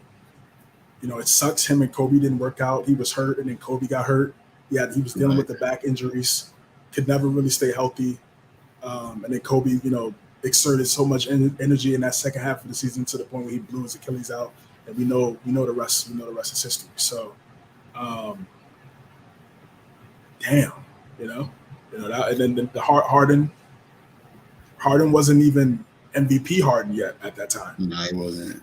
So it took Harden a couple more years to become James Harden. Like, he was still really good back then, but he wasn't James Harden when he was there. I mean, they made some noise. I want to say, that I think the year where they did get to the conference finals, not 2018, but I think it was 2015 they got to the conference finals. I think Dwight Howard was a part of that team. So I mean, they definitely did make some noise together. But I mean, obviously that team.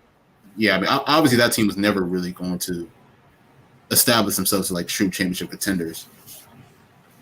Yeah, it was tough. Yeah, it was tough, but.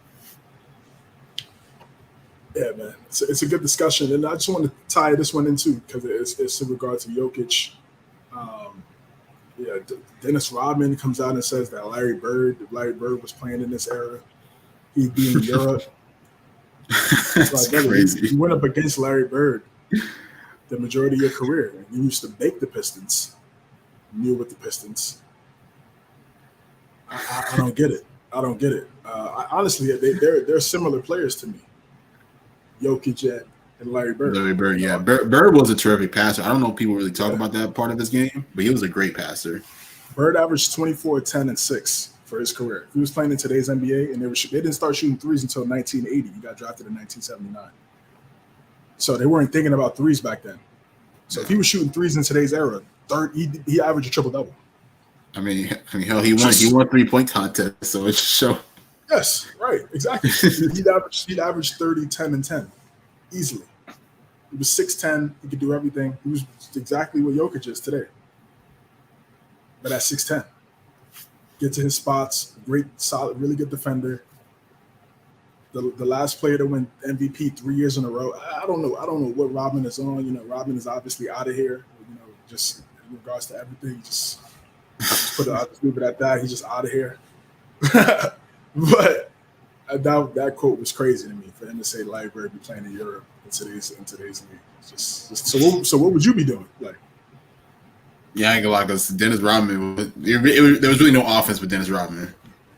Like, if that was I mean, that's why it doesn't make sense, because I think he'd still be extremely valuable in today's era. Right. I mean, yeah, definitely. But it's like, for him to discredit a peer in his era, it makes you look like it discredits you in a way, because he dominated you. It's weird. That was weird. That was a weird one for me. I just wanted to add that in there. I think he had said that a couple weeks ago. I forgot to add that. But since you were talking about Jokic, I just felt like we could just bring that in too. But yeah, it's just weird. It's just weird. Dennis Rodman's funny, man.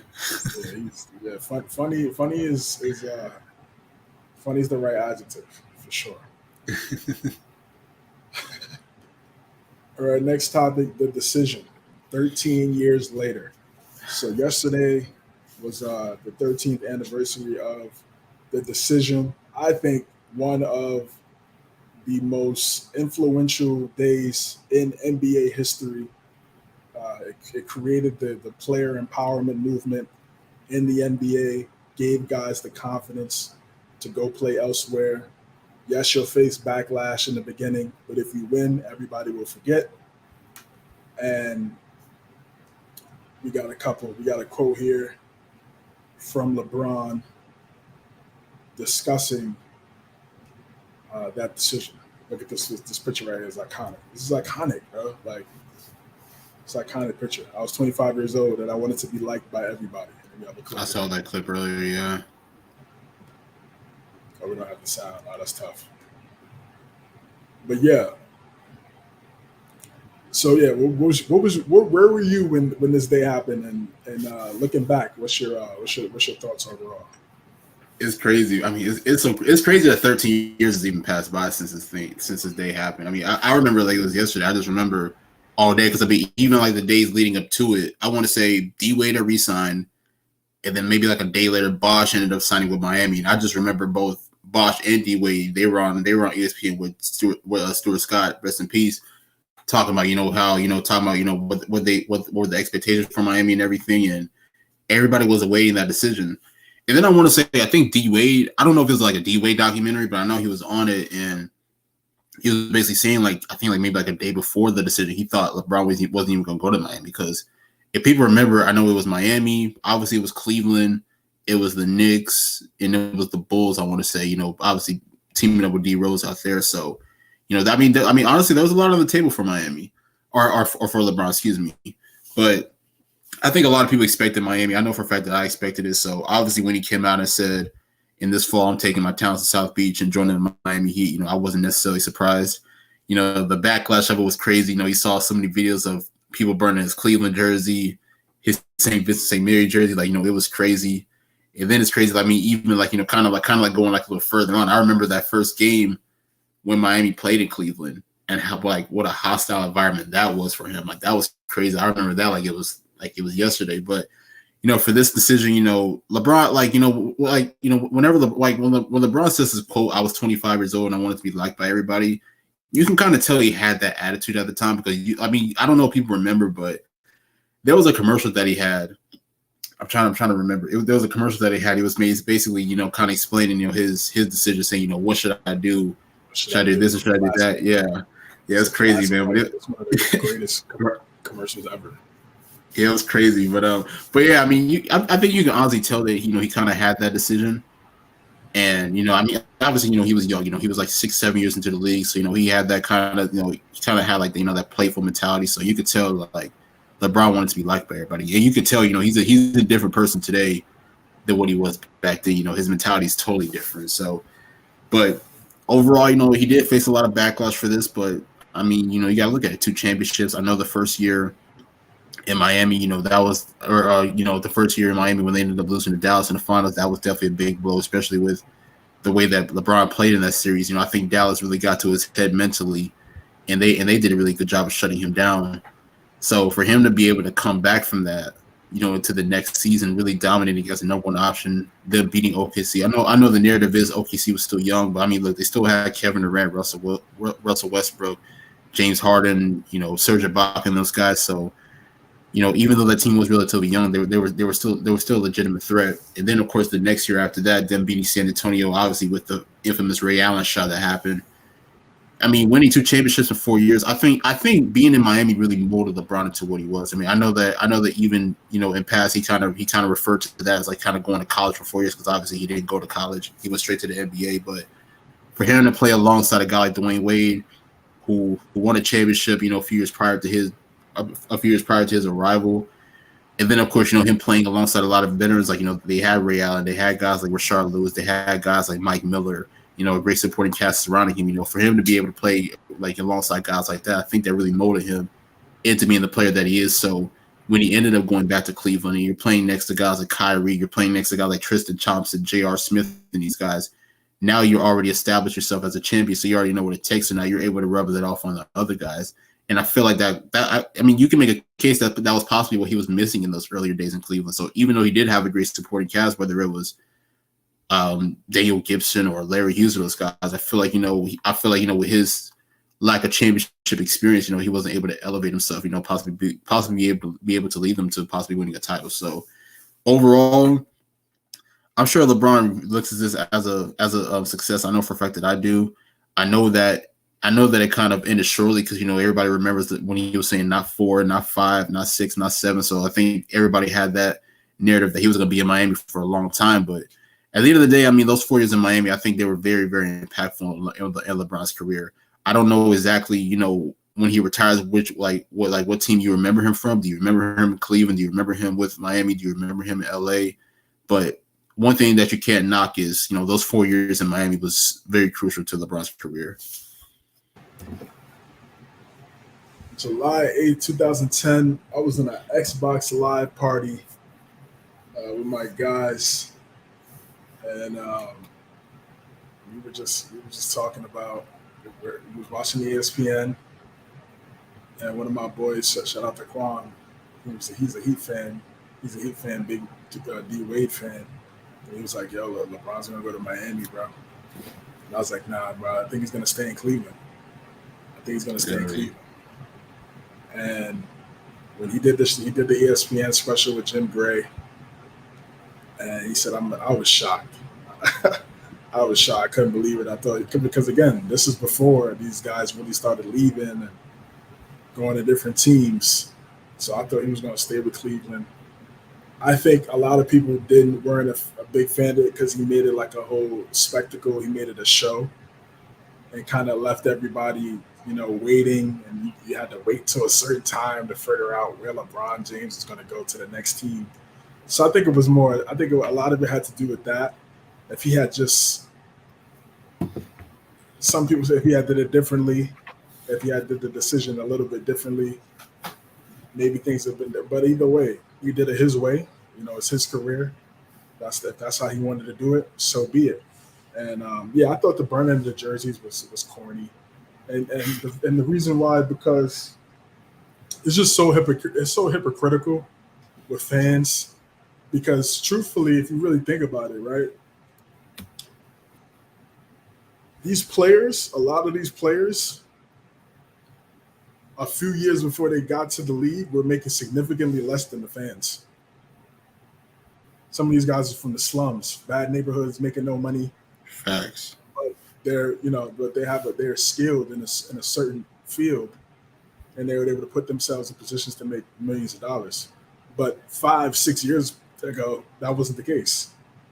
So it's always so confusing to me why, I get it, loyalty. That's why fanatic, fan is short for fanatic. I get that, but when you look at it from an objective standpoint, it's like, bro, this dude like 5 years ago was making less than you, and you're 9 to 5. Facts. And then also, and it's also hypocritical because, wow, so you're telling me you've been at the same job for 20 years? No. You're telling me you're working at the same place for 7, 8 years? No, you weren't. You weren't working at the same place for 7, 8 years. So when these basketball players do it, why does that mean that they're not loyal? You should. I'm loyal to the people, my circle of people around me and my family. That's it.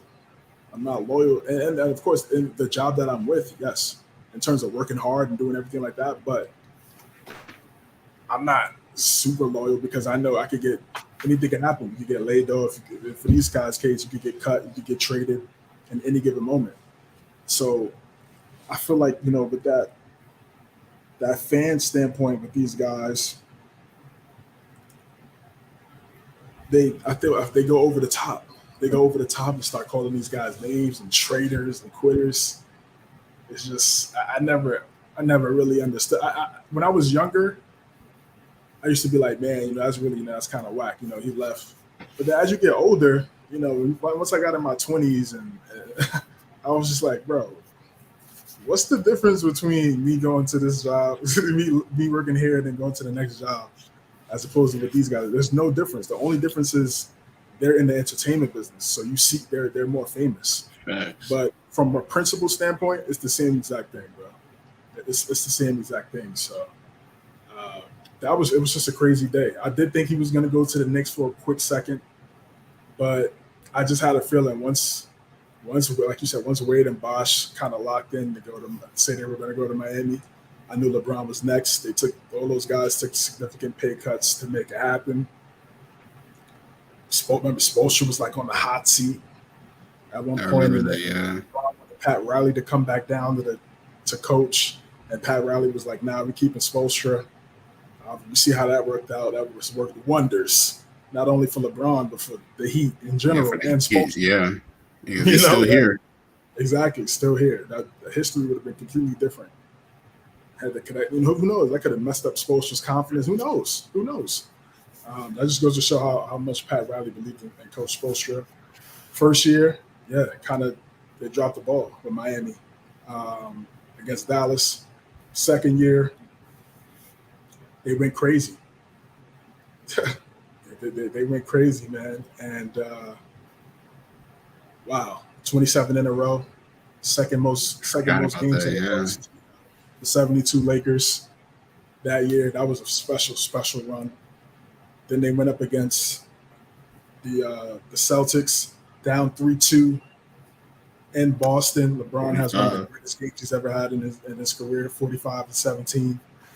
So those 4 years in Miami really shaped LeBron, and he won his first championship in Miami, went back-to-back championships in Miami. That was the beginning of him going to 8 straight finals. That started in Miami. It's just, do I agree with everything he does, says? No. But when you talk about the game of basketball, you can't sit here and take away, what he's done these last 2 decades. There's been nothing short of sensational. And, this move was a big move in his career, and it worked out for him big time. And he said him going to Miami helped him. And like you said, helped him at his time in Cleveland, and what he did in Cleveland and winning that championship against Golden State. Monumental. Classic, had some classic games in Miami, bro. The 61 games, Bobcats. His career high against the Bobcats. That was a big game. That finals game in Game 7, 37-10. After the Ray Allen shot in Game 6, he missed the shot. Headband comes off, starts going crazy in the fourth. After they were down, they started bringing the trophy up. Historic games, bro. The block on Splitter. Yeah. On the help side, getting the block on Splitter. The Christmas Day games with Wade. That game against the Lakers, they was throwing lobs off the backboard. So the full court lobs, Wade and LeBron used to throw to each other. Even the infamous, I think it was like D-Wade threw it like right behind it to LeBron against Milwaukee. Yeah. Classic picture. That pictures go down. You can throw that picture on anything. You and your guy go crazy. You throw that picture there, and it's you and your friend. Everybody knows what that means. You did something special. So that was just a big moment in NBA history. And as a fan, it was an exciting time. If you use the Heat in 2K, automatically. You were a bum because you were stacking the deck because that team was overpowered. Even though it was some really good teams back then, but it was just too much. Nah. The 2K had some like that during that time. 2K13, 2K12, like there were some solid teams. But if you was picking Miami on a Play Now online, it's like, come on, really? LeBron was a cheat code in 2K back then, bro. Cheat code, man. So listen, man. How could I forget? I was at Buffalo State when he baptized Jason Terry from the lob for Norris Cole. About that, yeah. Bro, I was sitting in the lounge, and we was watching that game, and that was during their 27. 27 game, yeah. Win streak. That's right there, yeah. Throws the lob. Bro, everybody when he dunked, and he said when Mike Tirico said James, everybody stood up like, oh my, this guy just. You just see him looking over Jason. Classic. These are classic moments. He goes back to Cleveland, drops 38. Classic moments. So, listen, people hated him when he did it, but looking back, we got some phenomenal basketball highlights and things we're definitely going to remember down the road that I'm going to tell my kids about. So, that's a fact. 13 years later, it's I agree. It felt like it's been a while. I mean, it felt like it was yesterday, but some phenomenal memories along the Time way. flies. Facts.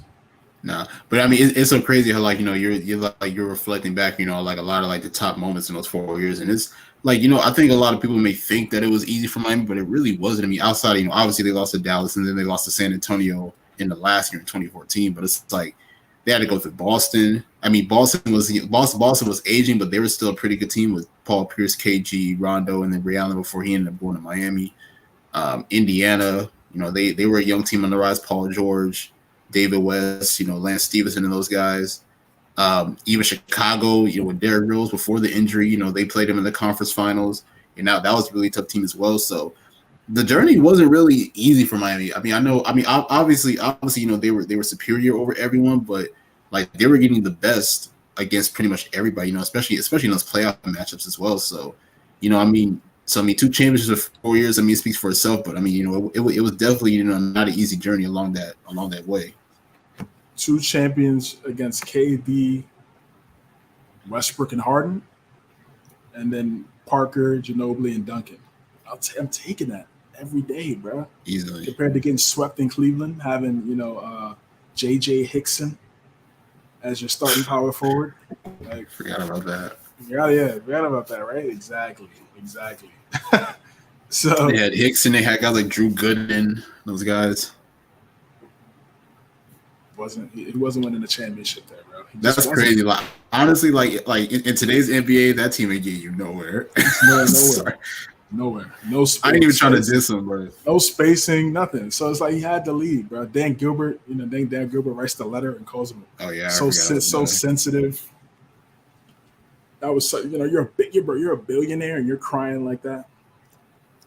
But yeah, it all worked out. But just those 4 years, man, were special. Those were some special 4 years. Right. I mean, it's kind of like we both mentioned the South Beaches, the South Beach 8s, oh yeah, the South Beach 9s. No, they were nice. They was definitely nice. But I mean, it's kind of like what we both mentioned. Like being those 4 years in Miami were so crucial to his career, and it definitely molded him into who he was. So it's like I'm trying to reflect back. It's like, what if those 4 years didn't really happen? It's like, how do we view LeBron? Because I feel like, I mean, obviously coming into that 2010 year, going into Miami, obviously he was one of the best. I think it was him and Kobe, going back and forth as like the best player in the league at that time. But yes. I feel like once he transitioned to Miami, it was no question he was the best player. Obviously, with Kobe, going to his twilight years of his career, but at that time, it was no question who was the best player in the league at that time. And to me, it's like, I feel like if you don't have those 4 years, I don't think people really mention him in the same conversation as like a Michael Jordan for who was the greatest player of all time. Of course, yeah. Because again, that's where he won his first championship. So that was the beginning of everything. That was the beginning of everything in terms of winning, in terms of winning a chip. So, man, phenomenal years and some wild memories for sure. All right, man, let's finish this up.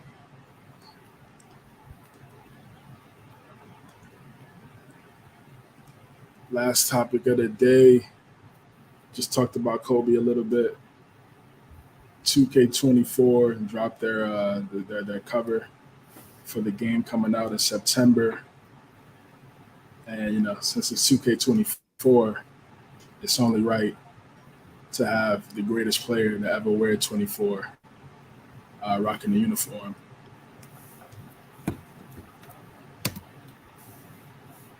We could just pull this up here. That'd be great. Facts. All right, done real fast.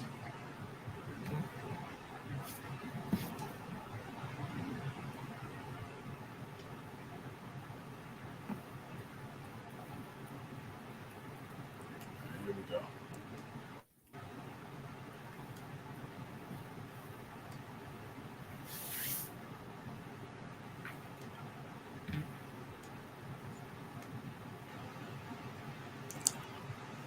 Kobe Bryant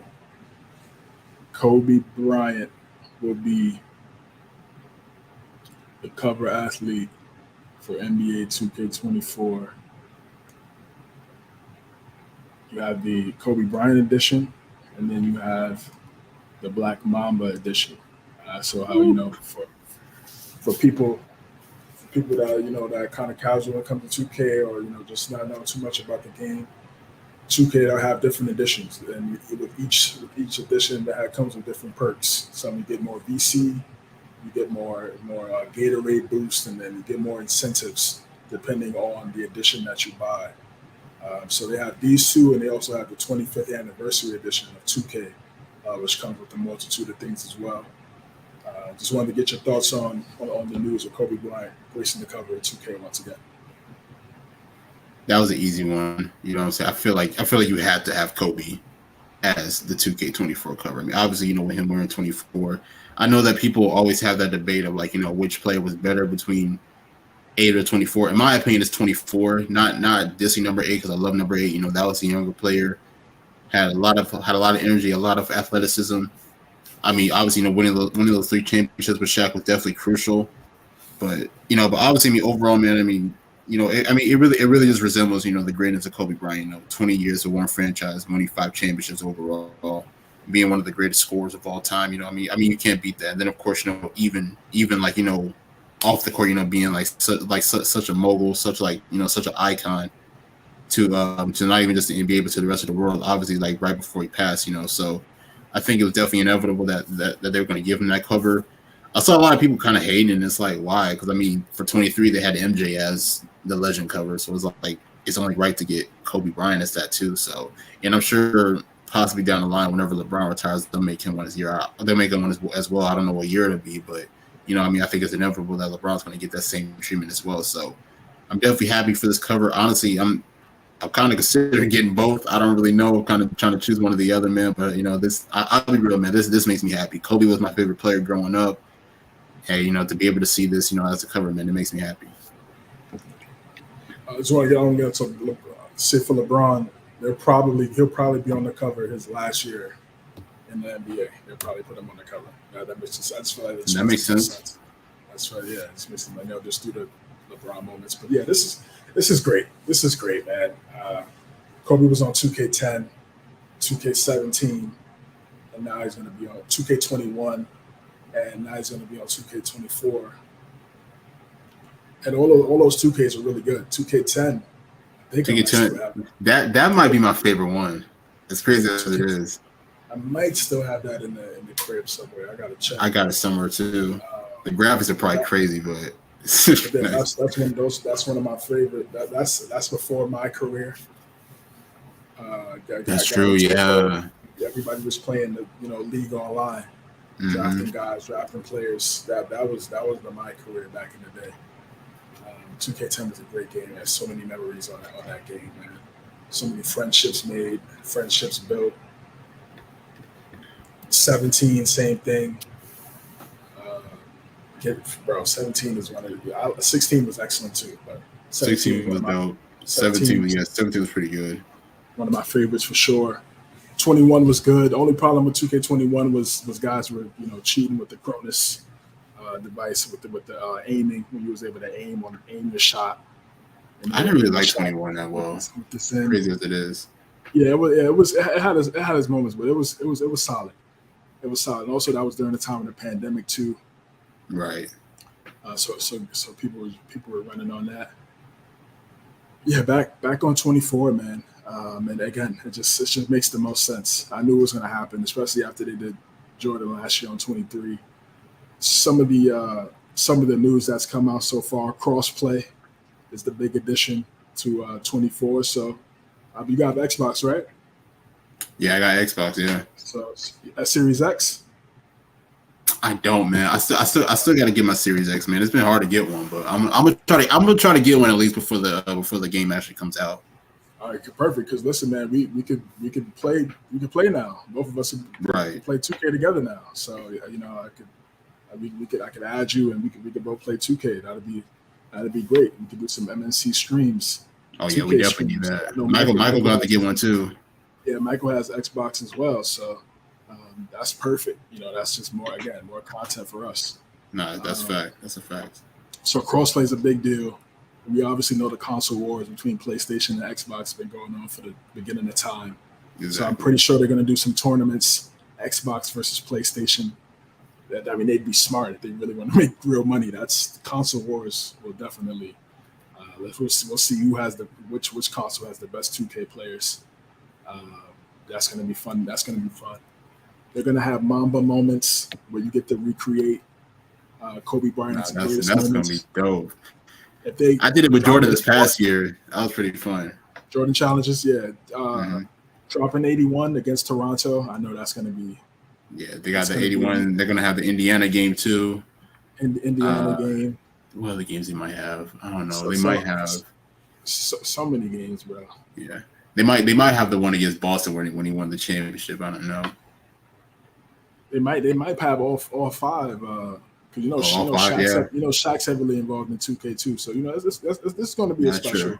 It's going to be a special 2K, man. Because on 2K TV throughout the season this year, they had different players than Michael's era come in and talk about the greatness of Michael Jordan. So I already know for a fact they're going to have players come in and talk about Kobe Bryant and just his impact on the league. Easily top 4 most influential player in NBA history in my book. And him and Shaq are the reason why I started watching basketball. And that might be the greatest duo of all time. I'm not gonna lie. I know they only got 3, but but my thing is like Kobe wasn't your average number 2 option. Like there's a lot of series where Kobe's averaging 30. You know what I'm saying? Like a lot of people forget that Shaq was so dominant and he was winning all the awards. But people just forgot about how great Kobe was during that time. He really didn't get the credit until after Shaq left and he won those championships with Gasol and Bynum and those guys. So just a fantastic basketball player, one of the greatest basketball players. He's in my top 3. I know people have their top 3 ranking, but he's one of the 3 best players I've ever seen. And people forget even before he tore his Achilles, he was going crazy. He was going crazy that year. He was like 36. So it's special moment, and hopefully they do the right thing and make this a really good game. They just make this a really good game. Because I know for Madden, they had John Madden on the cover, and Madden wasn't really good. That Madden wasn't good. So 2K23 was okay. It was good. It was 23 was cool. 23 was cool, but they need to do right on for 24. And all pretty much, you say you didn't like 21, but the majority of the covers, the 2Ks that Kobe's been on the cover, have been really good games. Yeah, they've been good. 2K10 was good. 17 was good. So I really think 24 is going to be good. I think it's going to be great. I agree. I think they're going to do right. And I think adding crossplay is a big feature. Just hopefully the servers are going to be good. Hopefully the servers are great. The servers aren't good now, and that's just single console. So I can only imagine what the servers are going to look like with crossplay. That's what I'm looking forward to, and that's definitely what I want to see. They've been hyping this crossplay stuff up all week with all these 2K commercials. Great moment for sure, and hopefully we get a great game as well. Right. I think the only unfortunate part is that Kobe's not physically here to really witness this moment. I mean, I know that he was alive for other ones, but for this one in particular, the year 2024, man, it would have been dope to get his perspective of it and everything. But at the end of the day, it is what it is. Yeah, facts, bro. All right, that wraps up this episode of MNC Hoops. We appreciate everybody for stopping by. Nick, tell the people where they can find you. Yes, sir. Yes, sir. First and foremost, man, follow us on all platforms at MNC Hoops, Twitter, Instagram, TikTok. Subscribe to the YouTube channel as well. You'll be able to see all the dope content from different segments and different 60-second clips, man. Make sure to check all that out.